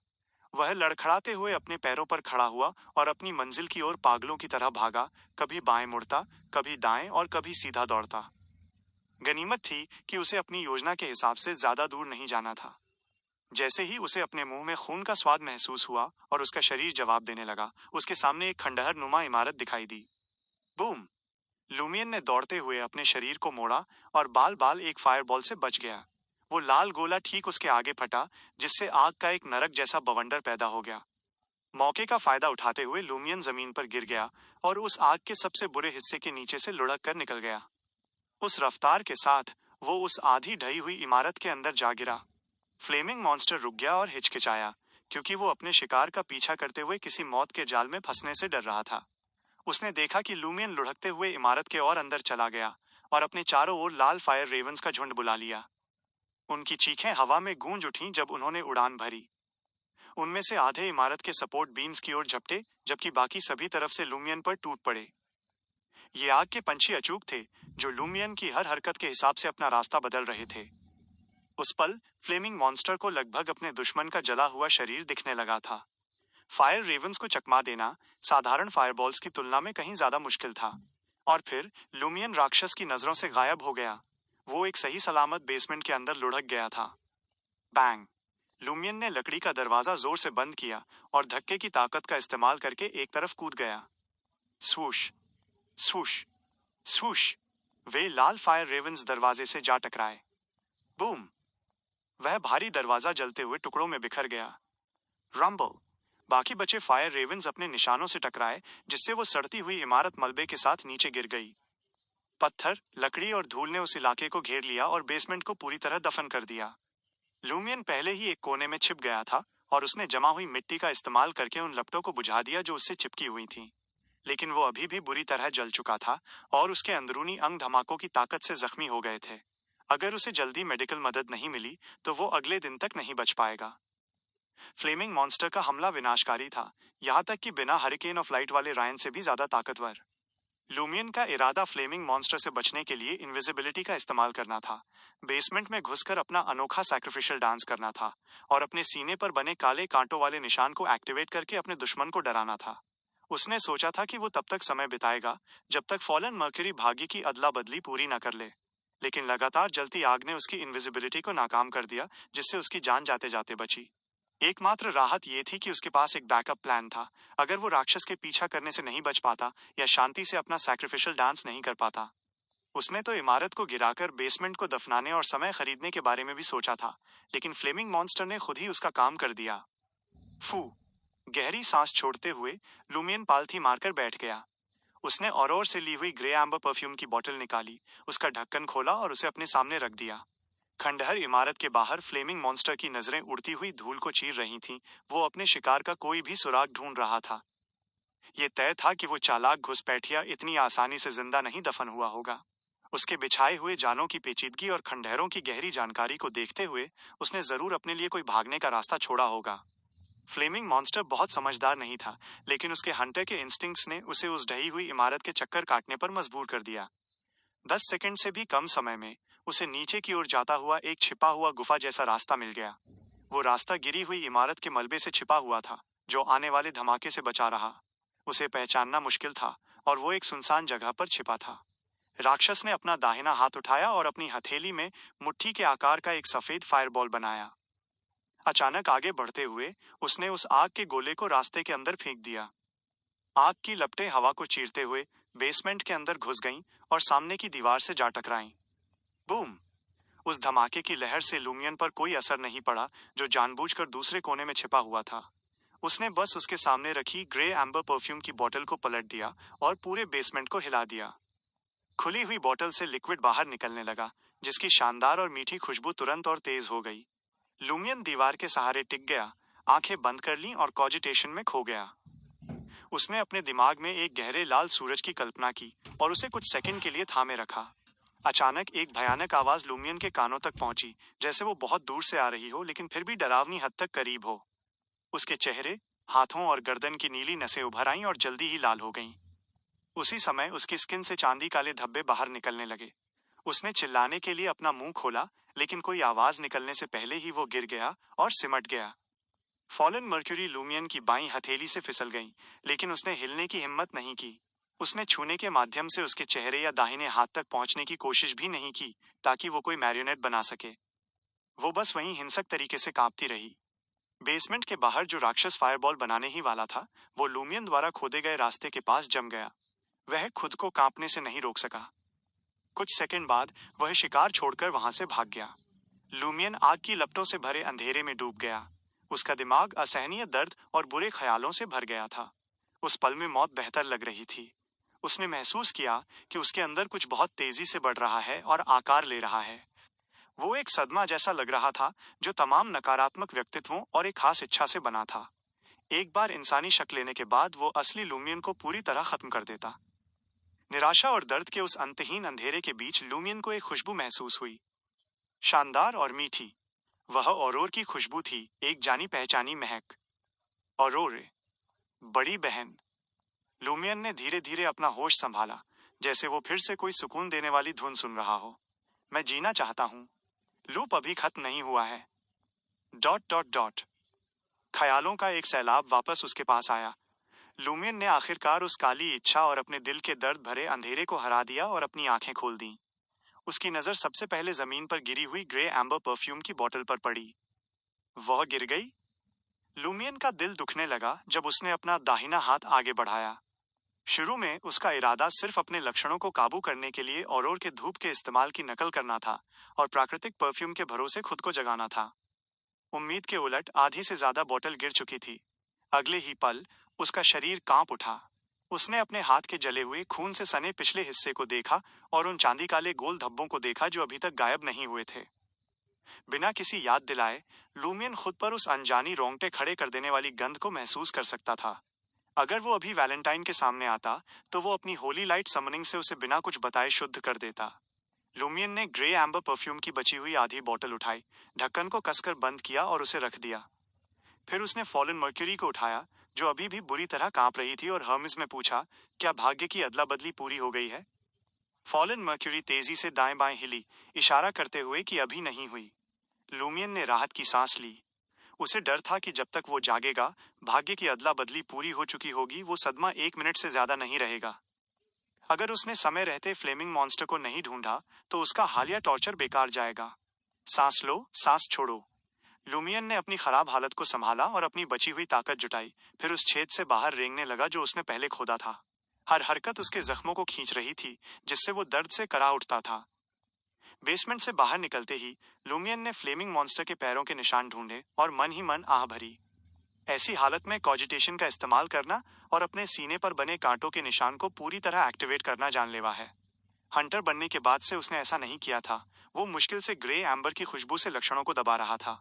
अगर उसने ऐसा कुछ बार और किया होता तो उसका शरीर शायद थोड़ा बदल जाता और उसे एक राक्षस बना देता। वो तब तक ऐसा दोबारा करने का जोखिम नहीं ले सकता जब तक कि वो मरना न चाहे। उसने अपने सीने पर बने काले कांटों के निशान को पूरी तरह जगाने के लिए कॉजिटेशन को चुना था, न कि सैक्रिफिशियल डांस की आंशिक एक्टिवेशन को, क्योंकि समय कम था और वो डांस नहीं कर सकता था। कॉजिटेशन के साथ वो फ्लेमिंग मॉन्स्टर को 5 या 6 सेकंड में डरा सकता था, लेकिन वो रहस्यमयी सैक्रिफिशियल डांस उसकी पूरी जानकारी के बावजूद 30 से 40 सेकंड लेता था। लूमियन की शिकार की रणनीति में ये उसका आखिरी रास्ता था। अगर वो किसी और तरीके से फ्लेमिंग मॉन्स्टर के पीछा करने से नहीं बच पाता तो वो कॉजिटेशन की कोशिश करता। लूमियन को अंदाजा नहीं था कि कॉजिटेशन उसे शुरू से ही इतना जख्मी कर देगा और उसे बेकाबू होने और राक्षस बनने के कगार पर ले आएगा। जल्द ही लूमियन को फ्लेमिंग मॉन्स्टर के पैरों के निशान मिल गए और वो उनके पीछे चल पड़ा। कुछ मिनटों बाद निशान ताजा दिखने लगे, इसलिए उसने अपनी रफ्तार धीमी कर दी। उसके तुरंत बाद फॉलन मर्क्यूरी खुद ब खुद कांपने लगी, जिससे लूमियन को पता चल गया कि भाग्य की अदला बदली पूरी हो गई है। बिना किसी हिचकिचाहट के लूमियन ने अपनी लोहे जैसी काली कुल्हाड़ी निकाली और फ्लेमिंग मॉन्स्टर के पैरों के निशानों का पीछा करते हुए आगे बढ़ा। 20 सेकंड से भी कम समय में उसने अपने झुलसे हुए और सुलगते हुए शिकार को देख लिया। वो चट्टानों से घिरे एक कोने में दुबक कर कांप रहा था। लूमियन तेजी से वहां पहुंचा, फॉलन मर्क्यूरी को एक तरफ फेंका और दोनों हाथों से कुल्हाड़ी को पकड़कर अपनी पूरी ताकत से वार किया। एक भारी धप की आवाज के साथ फ्लेमिंग मॉन्स्टर का सिर और शरीर अलग हो गए। चमकदार लाल खून तेजी से बाहर निकला और जमीन पर आग की लपटों के गुच्छों की तरह जलने लगा। लूमियन अब और खुद को नहीं संभाल सका और अपनी कुल्हाड़ी के साथ जमीन पर गिर गया। चैप्टर 97 करेज। लूमियन जमीन पर गिर गया, सांस लेने के लिए हांफ रहा था। वो मुश्किल से अपनी एक उंगली हिलाने की हिम्मत जुटा पा रहा था। खामोशी से उसने जमीन पर टिमटिमाती लाल लपटों को देखा। उनकी इंटेंसिटी धीरे धीरे कम हो रही थी, जब तक कि वे पूरी तरह बुझ नहीं गईं। इस दौरान लूमियन किसी तरह आगे झुकने में कामयाब रहा और अपने बाएं हाथ से फॉलन मर्क्यूरी को पकड़ लिया, जबकि उसका दायां हाथ आयरन ब्लैक एक्स को मजबूती से थामे हुए था, किसी भी अनएक्सपेक्टेड खतरे के लिए तैयार। उसका फोकस एकदम पक्का था और वो हाई अलर्ट पर रहा। अंदर ही अंदर उसने इटर्नल ब्लेजिंग सन और उस अननोन महान हस्ती से प्रार्थना की, इस उम्मीद में कि वे उसे नुकसान से बचाएंगे। अपनी करंट स्टेट में स्किनलेस मॉन्स्टर जैसा एक मामूली दुश्मन भी उसे आसानी से ढेर कर सकता था। फिर उस फ्लेमिंग क्रीचर के अचानक दोबारा जिंदा होने की पॉसिबिलिटी तो दूर की बात थी। जैसे जैसे समय बीता, लूमियन की स्पिरिचुअलिटी और स्टैमिना में सुधार हुआ, लेकिन उसकी चोटें और भी बदतर हो गईं, जिससे वो डिसोरिएंटेड और अनफोकस्ड महसूस करने लगा। हंटर्स को सावधान, कूल माइंडेड और पेशेंट रहने की जरूरत होती है, अपने एनवायरनमेंट का अपने फायदे के लिए इस्तेमाल करने में सक्षम। सबसे बढ़कर उन्हें करेज की जरूरत होती है। करेज अनएक्सपेक्टेड का सामना करने के लिए, संकट के समय डटे रहने के लिए, जब बचना इम्पॉसिबल लगे तब खुद को फौलाद बनाने के लिए और मौत के जबड़े से बाहर निकलने का रास्ता खोजने के लिए। इन विचारों में खोए हुए लूमियन को अचानक महसूस हुआ कि जैसे उसके अंदर दौड़ रहा हंटर पोषण पूरी तरह अब्सॉर्ब हो गया है। ऐसा लगा जैसे कोई बैरियर टूट गया हो और एक छोटी सी चिंगारी उसके वजूद के हर हिस्से में समा गई हो। लूमियन के लॉस ऑफ कंट्रोल के सारे निशान गायब हो गए और उसकी कंडीशन तुरंत सुधर गई। धीरे धीरे वो अपने पैरों पर खड़ा हुआ और एक गहरी सांस ली। मैंने इसे सच में डाइजेस्ट कर लिया है। इसका मतलब था कि वो अगली पोषण के लिए तैयार था। लूमियन ने अपने पट्टियों से बंधे बाएं हाथ में प्यूटर ब्लैक डर्क को मजबूती से पकड़ा और अपने आसपास के माहौल को स्कैन किया। बीच बीच में उसकी नजर फ्लेमिंग मॉन्स्टर के अवशेषों पर टिक जाती। वो बेसब्री से बियॉन्डर कैरेक्टरिस्टिक्स के दिखने का इंतजार कर रहा था। शॉटगन मॉन्स्टर के तेज ट्रांसफॉर्मेशन के उलट लूमियन ने आधे घंटे तक इंतजार किया। उसे हैरानी हुई कि क्या फ्लेमिंग मॉन्स्टर अब भी जिंदा है और क्या उसे उस पर कुछ और वार करने चाहिए। आखिरकार जब वो अपनी चोटों की वजह से ढहने ही वाला था, मॉन्स्टर की बॉडी से लाल चिंगारियां फूट पड़ीं। जुगनुओं की तरह वे लाश के चारों ओर मंडराने लगीं और धीरे धीरे एक दिल जैसी दिखने वाली स्कारलेट चीज में बदल गईं। वो हार्ट धड़क रहा था। उसकी सरफेस पर अनगिनत छोटे छेद थे जिनमें से धुंधली लपटें निकल रही थीं। क्या ये पायरोमेनियाक पोशन का मेन इंग्रेडिएंट है? लूमियन ने सोचा और उसे उठाने के लिए नीचे झुका। उसकी हथेली से सीधे उसके दिमाग तक एक तेज जलन महसूस हुई जिससे उसे इंस्टिंक्चुअली उस हार्ट को दूर फेंकने का मन किया ताकि वो उस दर्द से बच सके। किस्मत से लूमियन की स्किन फ्लेमिंग मॉन्स्टर के जलने की वजह से सुन्न हो गई थी, जिससे वो इस मामूली दर्द को झेलने में कामयाब रहा। उसने हार्ट को कपड़े की एक पट्टी में लपेटने की कोशिश की, लेकिन उसने तुरंत कपड़े को जलाकर राख कर दिया। थोड़ी देर सोचने के बाद लूमियन ने बियॉन्डर इंग्रेडिएंट को जमीन पर रखा, बचे हुए काले कपड़े में फॉलन मर्क्यूरी को लपेटा और उसे अपनी कमर पर बांध लिया। इसके बाद उसने लीड बुलेट्स वाले कपड़े के बैग का सारा सामान अपनी जेब में खाली कर दिया। फिर उसने आग की लपटों से घिरे उस दिल को अंदर डालने से पहले बैग को वहां की मिट्टी से आधा भर दिया। लेकिन लूमियन वहीं नहीं रुका। उसने बैग में मिट्टी भरना जारी रखा जब तक कि वो हार्ट पूरी तरह से इन्फ्लामेबल मिट्टी की परतों में ढक नहीं गया। एक लंबी सांस छोड़ते हुए वो बैग को रूइंस के किनारे तक ले गया, एक नई समस्या के बारे में सोचते हुए। मैं अभी सिर्फ सीक्वेंस 9 हूँ और ये कॉरेस्पॉन्डिंग सीक्वेंस 7 पायरोमेनियाक का मेन इंग्रेडिएंट है। मैं सीधे सीक्वेंस 7 पर तो नहीं जा सकता, है ना? इससे मेरा कंट्रोल खो जाएगा। शुरुआत में मैंने सोचा था कि फ्लेमिंग मॉन्स्टर से पायरोमेनियाक, प्रोवोकर और हंटर बियॉन्डर कैरेक्टरिस्टिक मिलेंगे, लेकिन ये सब तो एक साथ मिला हुआ है। क्या करना है? इस उलझन में लूमियन वहां से लड़खड़ाते हुए चला गया। चमत्कारी रूप से वापसी के रास्ते में उसे एक भी मॉन्स्टर नहीं मिला। उसकी कमजोर हालत में कोई भी टकराव तबाही मचा सकता था। उसकी एकमात्र उम्मीद अपनी तेज ऑब्जर्वेशन और शार्प सेंसेस पर भरोसा करना था, ताकि वो खतरे को पहले ही पहचान सके और उससे बच सके। काफी समय बाद लूमियन ड्रीम रूइन से बाहर निकला और बंजर विल्डरनेस को पार करते हुए अपने सेमी सब्टरेनियन 2 मंजिला घर पर वापस पहुंच गया। बड़ी मुश्किल से वो दूसरी मंजिल पर चढ़ा और फॉलन मर्क्यूरी, पायरोमेनियाक इंग्रेडिएंट वाला बैग और आयरन ब्लैक एक्स को हटाया। उसने उन्हें बेडसाइड टेबल पर रखा या फर्श पर फेंक दिया और फिर अलमारी में लगे फुल लेंथ शीशे के सामने लड़खड़ाते हुए खड़ा हो गया। शीशे में लूमियन ने अपना पीला चेहरा देखा जिस पर आग के निशान थे और उसकी स्किन पर चांदी और काले रंग के धुंधले धब्बे थे। उसकी नीली आंखें एक नकली चांदी जैसी चमक के साथ टिमटिमा रही थीं, जो अंधेरे के साथ घुली हुई थी।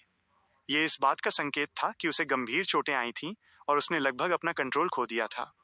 अगर ड्रीम रूइंस में उसे होम फील्ड एडवांटेज ना मिलता या फॉलन मर्क्यूरी और इनविजिबिलिटी जैसी चीजें ना होती, तो लूमियन के पास फ्लेमिंग मॉन्स्टर को हराने का कोई मौका नहीं था। अपनी भूख मिटाने के लिए जर्की और चीज खाते हुए वो बिस्तर पर गिर गया। उसे हकीकत में वापस लौटने और कुछ देर आराम करने की सख्त जरूरत थी, ताकि उसका शरीर तेजी से रिकवर हो सके। Dot dot dot. खिड़कियों के पर्दों से सूरज की रोशनी छनकर आ रही थी, जिससे बेडरूम में एक हल्की चमक फैल गई, जिसने औरोर की डेस्क, वहां रखी रेफरेंस मटेरियल्स, नोटबुक और मैन्युस्क्रिप्ट्स के ढेर को रोशन कर दिया। इसने कपड़ों से भरी अलमारी और एक शानदार फुल बॉडी मिरर को भी चमका दिया। लूमियन ने अपनी आंखें खोली और अपनी बहन की हल्की नीली नजरों से मिला। औरोर उसे जागते हुए देख रही थी। उसकी आवाज में चिंता थी। कैसा रहा? क्या सब ठीक है? वो जानती थी कि उसका भाई इस बार फ्लेमिंग मॉन्स्टर का शिकार करने के लिए ड्रीम रूइंस में गया था। मैं कामयाब रहा। लूमियन उठकर बैठ गया। उसका सिर भारी महसूस हो रहा था। उसकी स्किन में झुनझुनी हो रही थी और उसकी हड्डियां टूटने जैसी लग रही थीं। लेकिन सपने में हुए उस असहनीय दर्द के मुकाबले, जिसने उसे लगभग मार ही डाला था, ये कुछ भी नहीं था। उसने अपने शरीर की जांच करने के लिए अपनी नजरें नीचे की। उसकी स्किन पर लाल सूजे हुए चकत्ते थे, जैसे उसे कोई एलर्जिक रिएक्शन हुआ हो। ये अच्छा है, औरोर ने राहत की सांस ली। 1 घंटे पहले तुम कांप रहे थे और मुझे लात मारकर जगा दिया था। लूमियन खुद का मजाक उड़ाते हुए हंसा। वहां वाकई बहुत खतरनाक था। मैंने लगभग कंट्रोल खो दिया था। मैं तुम्हें जगाने में हिचकिचा रही थी, लेकिन तुम जल्दी ही शांत हो गए और फिर मुझे डराना बंद कर दिया। औरोर ने साफ तौर पर राहत महसूस करते हुए कहा। लूमियन का दिल भर आया। और तुम बस मुझे देखती रही? सही कहा। औरोर ने शांति से सिर हिलाया। अगर कुछ भी होता है तो मुझे तुम्हें हिलाकर जगाना होगा और तुम्हें रियलिटी में वापस लाना होगा। तुम अपने सपनों में मर नहीं सकते। लूमियन को अचानक अपने सपने में हुई तकलीफ, संघर्ष और मौत के करीब होने का डर गायब होता महसूस हुआ, जिसकी जगह उसके दिल की गहराइयों से उठती एक गर्म लहर ने ले ली। उसने लगभग बिना सोचे पूछा, तुम इसलिए नहीं जागी क्योंकि मैंने तुम्हें लात मारी थी, है ना? तुम सोई ही नहीं हो। क्या ये सच है? औरोर ने मुस्कुराते हुए कहा, मेरा प्लान तो वही था, लेकिन ये देखते हुए कि तुम्हें उस मॉन्स्टर के लिए कितना इंतजार करना पड़ा, और मैंने अभी अभी अपनी नाइट ड्यूटी खत्म की थी। अगर मैं अपनी नींद पूरी नहीं करती तो बाद में मैं चक्कर में रहती। मेरे लिए गलती करना और तुम्हें समय पर न जगा पाना आसान होता। इसलिए मैंने अपना हाथ तुम पर रखने का फैसला किया और झपकी लेने का मौका लिया। इस तरह मैं किसी भी हलचल को महसूस कर पाती और जल्दी जाग जाती। हे, मुझे वाकई तुम्हारी लात पड़ी थी। जैसे ही उसने बात की, उसने अपने दाहिने पैर की पिंडली की ओर इशारा किया, जहां एक नीला निशान पड़ गया था। लूमियन कुछ जवाब देता, उससे पहले ही उसने पूछा, मुझे डिटेल्स बताओ। अपनी आवाज को धीमा रखते हुए लूमियन ने अपनी आपबीती सुनाई। ये बताया कि कैसे उसने जाल बिछाया, मॉन्स्टर पर हमला किया और कैसे उसके कपड़ों में आग लग गई। अदृश्य न हो पाने के कारण उसके पास बेसमेंट में भागने और कॉजिटेशन के साथ ब्लैक थॉर्न सिंबल को पूरी तरह एक्टिवेट करने के अलावा कोई चारा नहीं था। औरोर ने ध्यान से सुना। उसके चेहरे के भाव कभी कभी अपने भाई की खतरनाक स्थिति के लिए उसकी चिंता को जाहिर कर रहे थे। वो उस तरह की इंसान थी जो कहानियों में आसानी से खो जाती थी। जैसे ही कहानी खत्म हुई, लूमियन ने एक सवाल पूछा, मैं प्रोवोकर को पायरोमेनियक बियॉन्डर कैरेक्टरिस्टिक से कैसे अलग करूं? उसे नहीं पता था कि पोषण फॉर्मूला कहाँ मिलेगा। औरोर ने एक पल के लिए सोचा और कहा, मुझे नहीं पता कि उन्हें कैसे अलग किया जाए। मैंने सिर्फ इतना सुना है कि ऐसी स्थिति के लिए तुम्हें किसी हाई लेवल बियॉन्डर की मदद की जरूरत पड़ सकती है। एक डेमीगॉड? लूमियन ने अंदाजा लगाया। वो शायद सिर्फ 3 लोगों को जानता था जो सीक्वेंस 4 तक पहुंचे थे, वो रहस्यमयी लेडी मदाम पुआलिस और वो जो कब्र में ताबूत में लेटा था। औरोर ने सिर हिलाया। मुझे ऐसा ही लगता है। असल में तुम्हें चिंता करने की जरूरत नहीं है। मुझे शक है कि वो रहस्यमयी लेडी जल्द ही तुम्हारे पास आएगी और कुछ मदद करेगी। वो हमेशा तुम्हारी ग्रोथ के क्रिटिकल पॉइंट्स पर दिखाई देती है। ये समय भी कोई एक्सेप्शन नहीं होना चाहिए। आखिरकार लूप अभी तक रिजॉल्व नहीं हुआ है और ड्रीम रूइंस का रहस्य अभी भी बंद है। उसे खोजने के लिए ओल्ड टैवर्न जाऊं? लूमियन ने माथे पर बल देते हुए पूछा।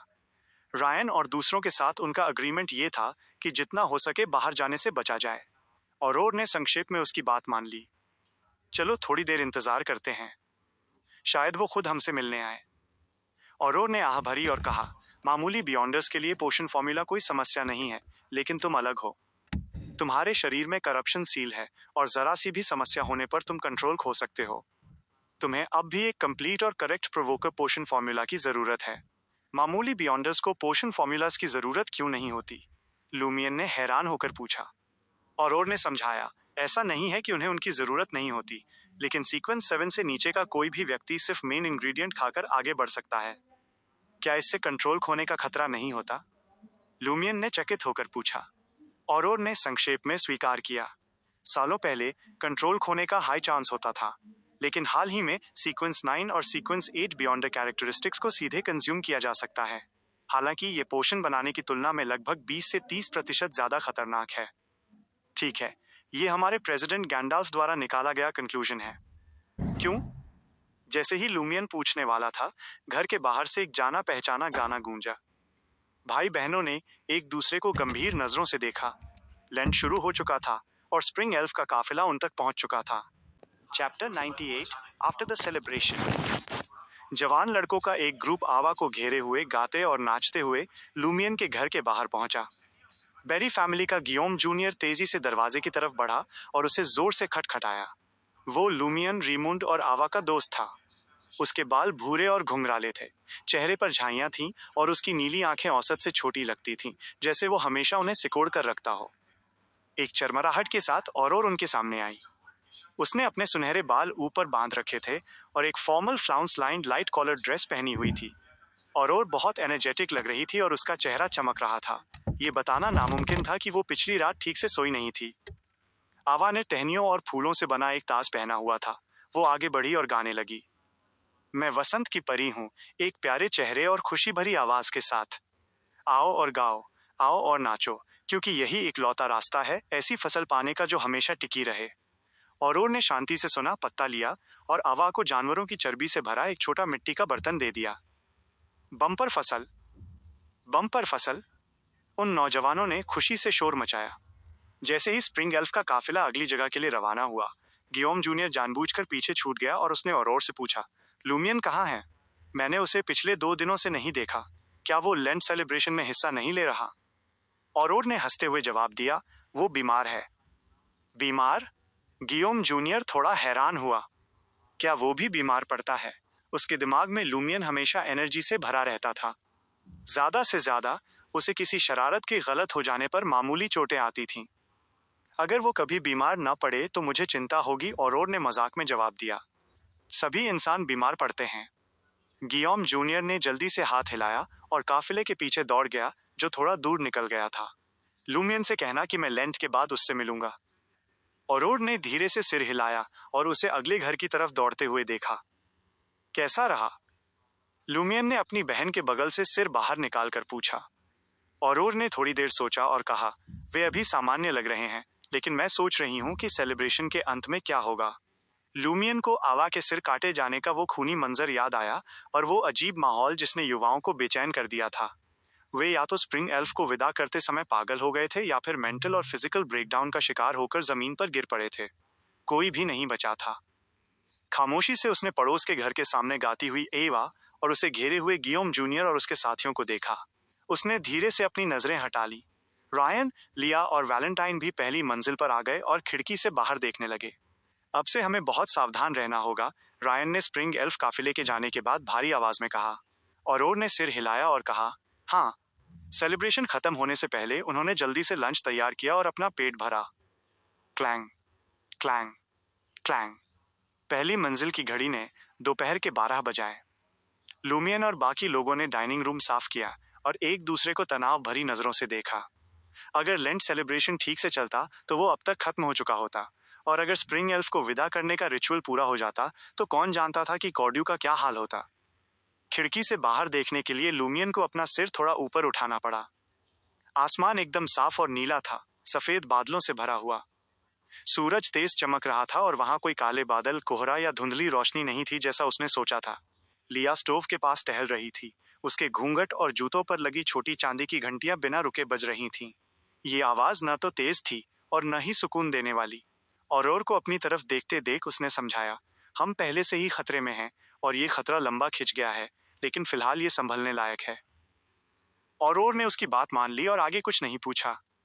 दूसरी ओर रायन ने आह भरी और कहा, 12वीं रात तक अगर खतरा इसी लेवल पर रहे तो अच्छा होगा। औरोर ने आंखें झपकाईं।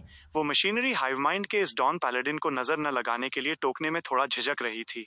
लूमियन का दिल भारी था, फिर भी उसने मुस्कुराते हुए रायन को जवाब दिया, हमारे डायरीज इलाके में एक कहावत है, अच्छा और बुरा सब पहले से तय है। चाहे हम कितने भी परेशान हों, हम आगे होने वाली चीजों को बदल नहीं सकते। उसने ये नहीं कहा कि वे सिर्फ इतना कर सकते थे कि उसका सामना करने की हिम्मत जुटाएं। अगले आधे घंटे तक बातचीत के बीच वे किसी भी अनहोनी के लिए सतर्क रहे। लेकिन मौसम हो या पक्षी, सब कुछ इतना नॉर्मल था कि उससे उनमें और भी डर बैठ गया। अचानक वे सब एक साथ दरवाजे की तरफ देखने लगे। पैरों की आहट नजदीक आई। जल्द ही औरोर के घर की घंटी बजी, जिसकी आवाज पहली मंजिल पर गूंज उठी। अपनी बहन के साथ नजरों का इशारा करके लूमियन सावधानी से दरवाजे के पास गया और पीप होल से बाहर झांका। जिस आदमी ने घंटी बजाई थी वो उनका पड़ोसी लुइस बेडो था। क्या बात है? लूमियन ने मुस्कुराते हुए थोड़ा सा दरवाजा खोला। लुइस बेडो के बाल काले और आंखें नीली थीं। वो अपने 40 के दशक में था और जवानी में खेतों में गेहूं काटते समय जख्मी हो गया था। उसके बाएं हाथ में सिर्फ 3 उंगलियां थीं। ग्रेश ब्लू ब्लेजर और गहरे रंग की पैंट पहने उसने डरते हुए कहा, मुझे तुम्हारा अवन उधार चाहिए। लेंट का समय है, हमें बच्चों के लिए ताज़ा ब्रेड बनानी है। बात करते हुए उसने आटे का थैला उठाया। और अपने पास रखे घटिया कोयले के बैग को थोड़ा खिसकाया। लूमियन एक पल के लिए हिचकिचाया और फिर औरोर की तरफ मुड़ा। औरोर ने सिर हिलाकर इशारा किया कि लुइस बेडो को अंदर आने दिया जाए। उसने पहले ही रायन और बाकी लोगों से दबी आवाज में इस पर चर्चा की थी। वे उन ग्रामीणों को करीब से देखना चाहते थे जिन्होंने लेंट सेलिब्रेशन में हिस्सा लिया था। सिर्फ ब्रेड बना रहे हो? मुझे लगा तुम बच्चों के लिए कुछ बेकन भी बनाओगे। लूमियन ने एक तरफ हटते हुए मुस्कुराकर लुइस बेडो को छेड़ा। लुइस बेडो ने सावधानी से जवाब दिया, अगर इस साल अच्छी फसल हुई तो बहुत सारा बेकन होगा। उसकी आंखों में एक अजीब सी उम्मीद थी, जैसे उसे यकीन हो कि फसल बहुत अच्छी होगी। अंदर पहुंचकर लुइस बेडो ने औरोर को ग्रीटिंग दी और ओवन की तरफ चला गया। लूमियन और उसके साथियों ने उसे जितना गौर से देखा, वो अजनबी उन्हें उतना ही अजीब लगा।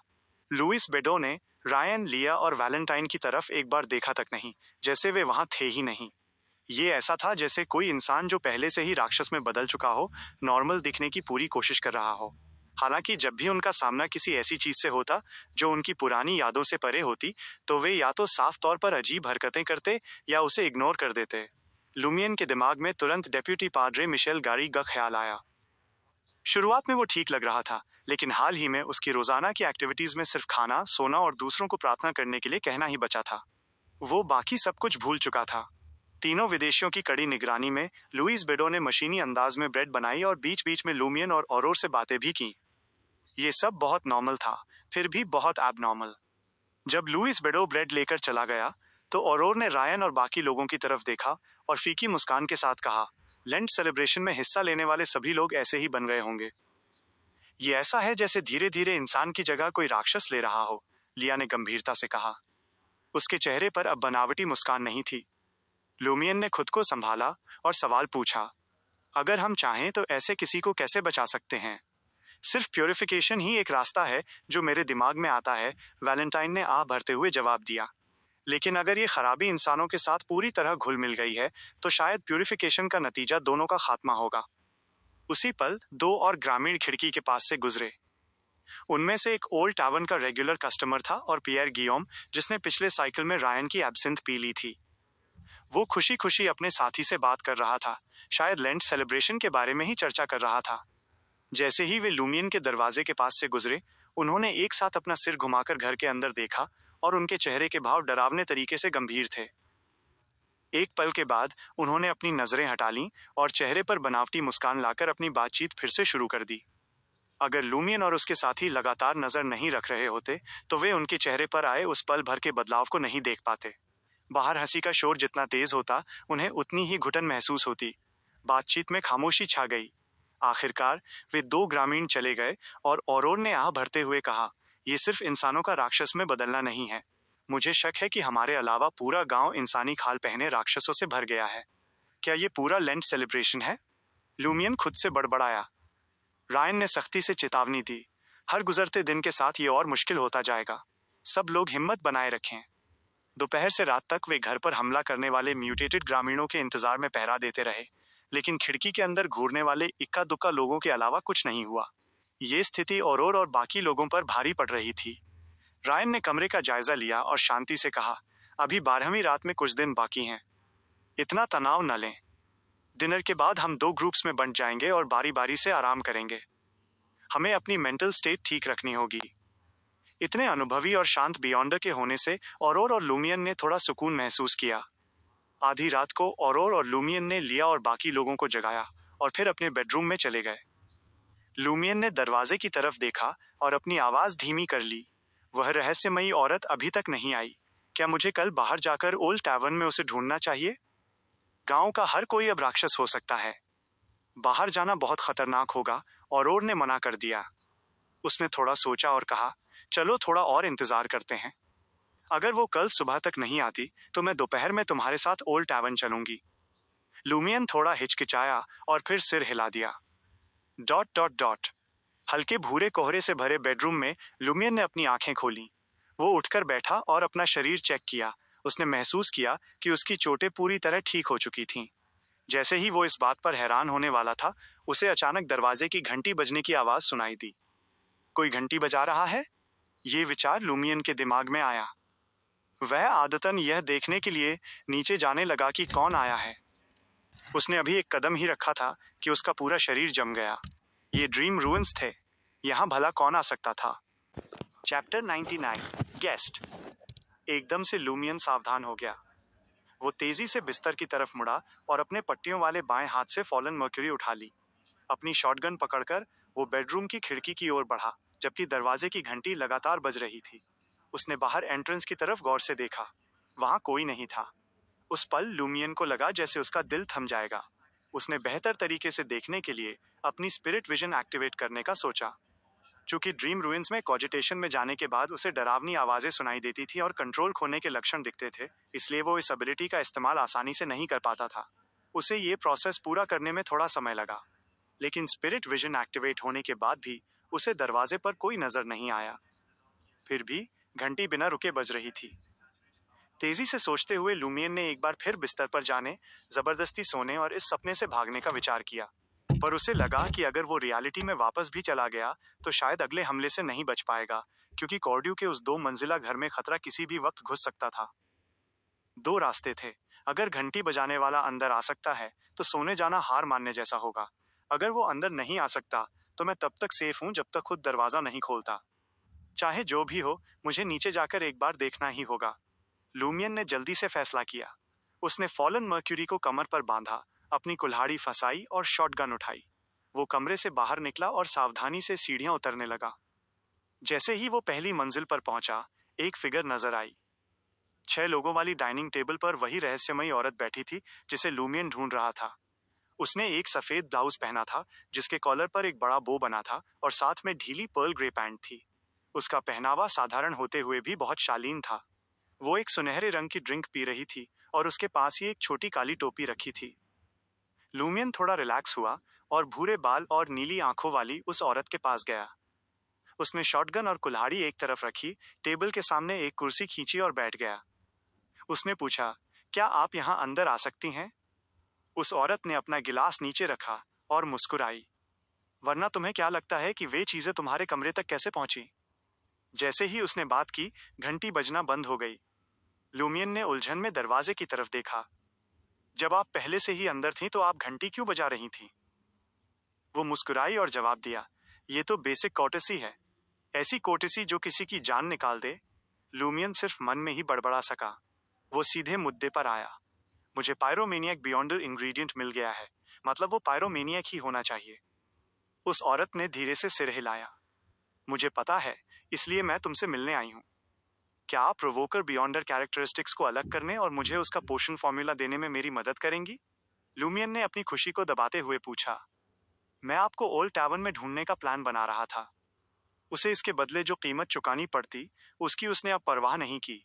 लेडी ने मुस्कुराकर कहा, कॉर्डो के मौजूदा हालात में तुम्हारा बाहर निकलना बहुत खतरनाक है, इसलिए मैं खुद यहाँ आ गई। मैं तुम्हारी मदद कर सकती हूँ, लेकिन इस बार ये मुफ्त नहीं होगा। लूमियन ने फिर से उसकी आंखों में वो अजीब सी भावना देखी, लेकिन ये जानकर कि अब यह मुफ्त नहीं है, उसे थोड़ा सुकून मिला। अनजान चीजें और भी खौफनाक होती थीं। मुझे क्या कीमत चुकानी होगी? उसने बिना हिचकिचाए पूछा। उसने शांति से जवाब दिया, अलग किए गए पायरोमेनियक और हंटर बियॉन्डर कैरेक्टरिस्टिक्स मेरे होंगे। बस इतना? लूमियन हैरान रह गया। उसने इसे कीमत समझा ही नहीं। आखिरकार वो काफी समय तक पायरोमेनियक बियॉन्डर कैरेक्टरिस्टिक्स का इस्तेमाल नहीं कर पाता। उसने आगे कहा, शुरुआत में मैंने जो मदद की थी, उसके अलावा भविष्य में अगर तुम्हारे लिए कोई भविष्य बचा तो तुम्हें मेरे लिए कुछ काम करना होगा। लूमियन ने महसूस किया कि उसकी आंखों की वो भावना और गहरी हो गई है। उसने परखने के लिए पूछा, अगर मैं न करूं तो? वह हंसी। क्या इन्वेस्टमेंट्स का फेल होना आम बात नहीं है? क्या तुम्हारी बहन ने डिविनेशन के जरिए स्टॉक्स खरीदकर पैसे नहीं गंवाए थे? मुझे क्या करना होगा? लूमियन ने तुरंत पूछा। उसने एक गहरी सांस ली। अगर तुम जिंदा बच गए तो इस बारे में बाद में बात करेंगे। ठीक है, जो बियॉन्ड कैरेक्टरिस्टिक तुम्हें मिला है वो मुझे दो। लूमियन उठा और दूसरी मंजिल की सीढ़ियों की तरफ गया। वो खुद को दौड़ने से मुश्किल से रोक पाया। जब वो उसकी नजरों से ओझल हुआ तब वो तेजी से भागा। जल्द ही लूमियन मिट्टी वाले उस कपड़े के बैग के साथ लौटा जिसमें पायरोमेनियक बियॉन्डर कैरेक्टरिस्टिक था। वो डाइनिंग टेबल के पास पहुंचा। औरत ने फिर से अपना गिलास उठाया और वो सुनहरा ड्रिंक पिया। ये क्या है? लूमियन ने यूं ही पूछ लिया। उसने सादगी से बताया, ये ट्रायर का एक अपैरेटिव है जिसे ब्लैक पोका कहते हैं। ये अदरक, दालचीनी, जायफल और लौंग को मीठी शराब में काफी समय तक भिगोकर बनाया जाता है। इसका स्वाद काफी अच्छा है। सिर्फ बात आगे बढ़ाने के लिए उसने ये पूछा था, इसलिए लूमियन ने ज्यादा सवाल नहीं किए। उसने बैग खोला और मिट्टी से वो जलता हुआ दिल निकाला। एक तेज जलन उसकी हथेली में महसूस हुई। उस मामूली दर्द को सहते हुए वो आगे झुका और बियॉन्ड द कैरेक्टरिस्टिक उस औरत की तरफ बढ़ा दिया। उसने अपना बायां हाथ आगे किया और वो हाथ हवा में तैरने लगा। उसने लूमियन को देखकर हल्की हंसी के साथ कहा, भविष्य में जब बियॉन्डर कैरेक्टरिस्टिक्स को स्टोर करो तो उनका एनवायरनमेंट बदलते रहना। अगर ऐसी चीज बहुत लंबे समय तक किसी चीज के संपर्क में रहे तो वो उससे जुड़कर एक मिस्टिकल आइटम बन सकती है जिसे सील करने की जरूरत पड़ेगी। ऐसा है क्या? लूमियन ने पूछा। मुझे इसे कितनी बार बदलना चाहिए? आमतौर पर 2 से 3 दिन लगते हैं, उस औरत ने लापरवाही से कहा। लेकिन एक्सीडेंट्स हो सकते हैं। मैं हर 24 घंटे में एनवायरनमेंट बदलने की सलाह दूंगी।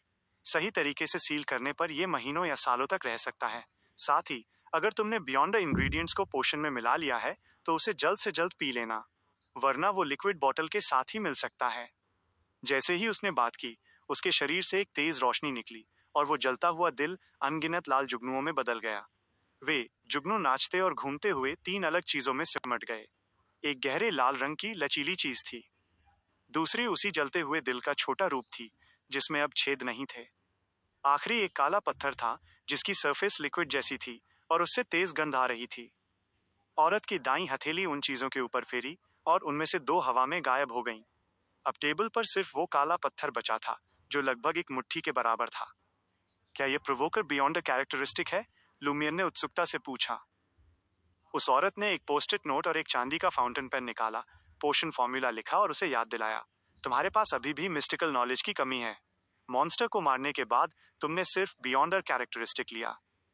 ऐसे बियॉन्ड क्रीचर्स स्पिरिचुअलिटी से भरपूर होते हैं। उनके अंगों का इस्तेमाल चार्म्स, लोशंस और स्पेल्स के सामान बनाने में किया जा सकता है। जैसे उसका खून पायरोमेनियक पोशन के लिए एक सप्लीमेंट्री इंग्रेडिएंट है। हालांकि पायरोमेनियक पोशन के लिए फायर सालामांडर का खून चाहिए होता है, पर उस मॉन्स्टर का खून भी काम कर जाता। वो लगभग एक जैसा ही है और असर शायद और भी बेहतर होता। लूमियन जितना सुनता गया, उसे उतना ही अफसोस हुआ। हालांकि औरोर के नॉवेल्स में मॉन्स्टर्स का शिकार करने और उनके अंग निकालने के सीन होते थे, पर उसने हकीकत में इसे नहीं जोड़ा था। उसे लगा था कि उस मॉन्स्टर की असली कीमत सिर्फ उसका बियॉन्ड कैरेक्टरिस्टिक ही है। और अब उसे वापस पाना मुमकिन नहीं था। खून अब तक सूख चुका होगा। उस औरत ने उसके रिएक्शन पर ध्यान नहीं दिया, नोट फाड़ा और उसे लूमियन की तरफ उछाल दिया। लूमियन ने उसे पकड़ा और बड़े चाव से पढ़ा। Provoker potion formula. Main ingredient, एक provoker beyond characteristic. Supplementary ingredients, 50 millilitre distilled liquor, 10 बूंद honeysuckle extract, 5 gram grape wine powder, 10 gram fern powder. इस्तेमाल, इसे सीधे पी लें। पढ़ने के बाद लूमियन ने उलझन में पूछा, इसमें स्पिरिचुअलिटी से भरपूर कोई मटेरियल नहीं है, जैसे फायर सलामेंडर का खून? वो मुस्कुराई और जवाब दिया, अलग अलग पोशंस की अलग जरूरतें होती हैं। तुम्हारी वाली मुख्य रूप से सिंबॉलिक मिस्टिसिज्म पर आधारित है। उदाहरण के लिए फर्न्स दूसरों से आसानी से प्रभावित होने का प्रतीक हैं। ये एक प्रोवोकर की असलियत से मेल खाता है। तो एक प्रोवोकर को अपनी बातों से दूसरों को उकसाना होता है? लूमियन ने उस नोट को संभाल कर रखा और सोचने लगा कि उसे बाकी सामान कहाँ मिलेगा। डिस्टिल्ड लिकर घर पर ही थी और इसका इस्तेमाल खाना बनाने में करती थी। ग्रेप वाइन्स और फर्न्स डायरीज में काफी थे, पर बाहर जाना रिस्की हो सकता था। अब सिर्फ हनीसकल बचा था। उसे औरोर से पूछना होगा कि क्या उसके जादुई सामानों में ये है। जब लूमियन ने दोबारा ऊपर देखा तो वो औरत, उसकी काली टोपी और ब्लैक पोका जा चुके थे। उसे पता भी नहीं चला कि वो कब गई। ये तब हुआ जब उसकी स्पिरिट विजन पूरे समय चालू थी। लूमियन ने राहत की सांस ली और प्रोवोकर बियॉन्ड द कैरेक्टरिस्टिक और पोशन फॉर्मूला लेकर वापस बेडरूम की तरफ गया। उसके अंदर एक उत्साह बढ़ रहा था। वो जल्दी से बिस्तर पर लेट गया ताकि रियलिटी में लौट सके और औरोर से सलाह ले सके, इस उम्मीद में कि रात होने तक बाकी सामान जुट जाएगा। उसने अपनी स्पिरिट विजन की परवाह नहीं की। वो सोने के बाद खुद ही बंद हो जाती। Dot dot dot. घनी रात में लूमियन ने अपनी आंखें खोली और औरोर की तरफ देखा। वो अपनी बहन को प्रोवोकर पोशन फॉर्मूला मिलने की खबर देने के लिए बेताब था, पर उसी वक्त उसने देखा कि औरोर का मुंह थोड़ा सा खुला है और उसमें से एक धुंधली पारदर्शी आकृति बाहर निकल रही है। वो एक अजीब छिपकली जैसा जीव था। लूमियन की नजरें वहीं जम गईं। जैसे ही उस रूहानी छिपकली ने आसपास का जायजा लिया, उसने इंस्टिंक्चुअली अपनी आंखें बंद कर लीं। उस छिपकली ने इधर उधर देखा और फिर तेजी से औरोर के मुंह से निकलकर कमरे के बाहर चली गई। लूमियन ने दोबारा आंखें खोलीं और अपनी बहन को हैरानी से देखने लगा। औरोर का चेहरा अंधेरे में ढका था। उसका मुंह हल्का सा खुला था और वो शांति से सो रही थी।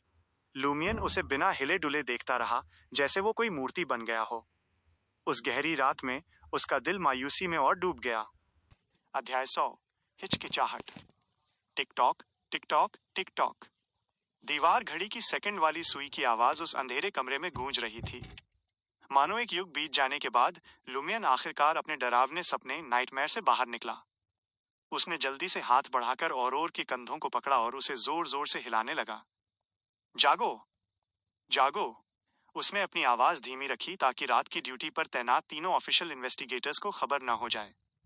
औरोर की आंखें कसकर बंद थीं, उसका मुंह थोड़ा खुला था। लुमियन ने उसे कितना भी हिलाया, उसने कोई जवाब नहीं दिया। वो एक जिंदा लाश की तरह लग रही थी, जैसे उसमें आत्मा ही ना हो। लूमियन का उसे हिलाना धीरे धीरे कम हुआ और फिर पूरी तरह रुक गया। वो जमी हुई हालत में काफी देर तक सोती हुई औरोर को देखता रहा। उसे समझ नहीं आ रहा था कि क्या हो रहा है या ये समस्या कब शुरू हुई। उसे वैसा ही डर महसूस हो रहा था जैसा उस रात हुआ था जब उसने अपने दादाजी की मौत देखी थी। उस दिन से उसने अपनी खानाबदोश नोमैडिक जिंदगी शुरू की थी। लुमियन की मुट्ठियां और कस गईं, उसका शरीर हल्का कांप रहा था। अचानक वो खिड़की की तरफ मुड़ा। वो पारभासी, ट्रांसल्यूसेंट, भूतिया छिपकली कमरे में वापस आ गई थी। लुमियन बिस्तर से कूदा और उस हैरान जीव को पकड़ने के लिए अपने दाहिने हाथ से झपटा, क्योंकि वो उसे जागते हुए देख चुका था। अगले ही पल उसने उस छिपकली को अपने मुंह में ठूंस लिया और चेहरे पर एक अजीब भाव के साथ गुर्राया। तुझे लोगों के मुंह में घुसना पसंद है ना? ठीक है, मैं तुझे एक मौका देता हूँ। जैसे ही उसने उस छिपकली को अपने मुंह में भरा, उसने उसे बेरहमी से फाड़ दिया।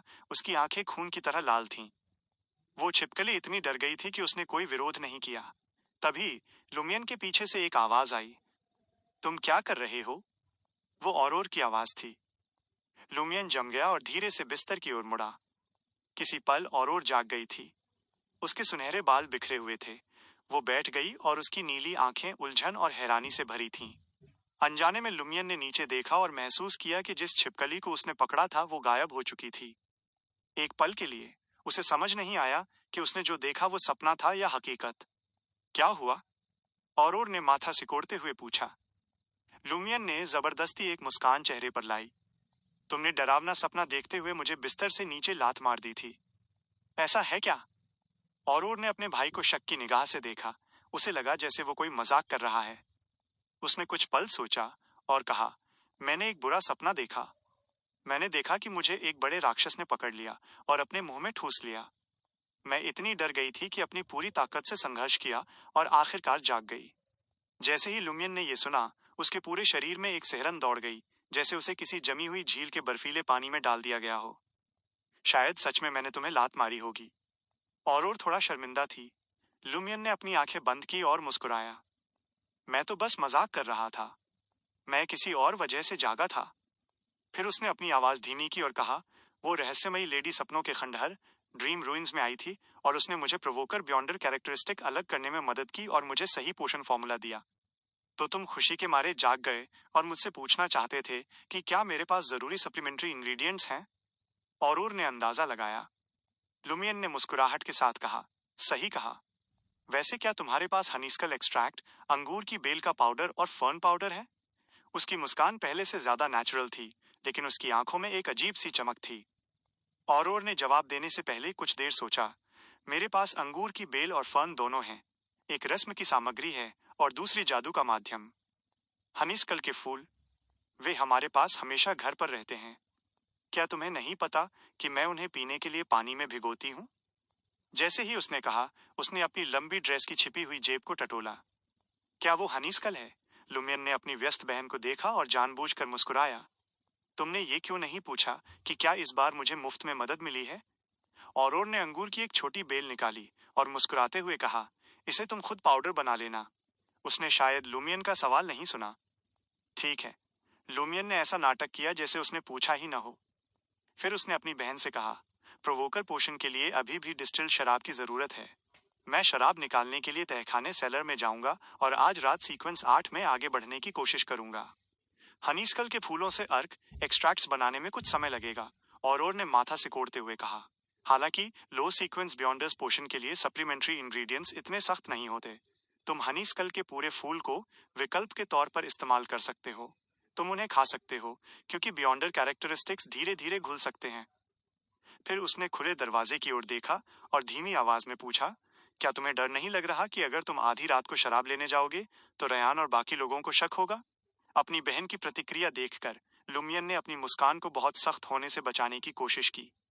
पुराने टैवर्न का रेगुलर होने के नाते आधी रात को जागना और अचानक शराब पीने का मन करना बहुत सामान्य बात है।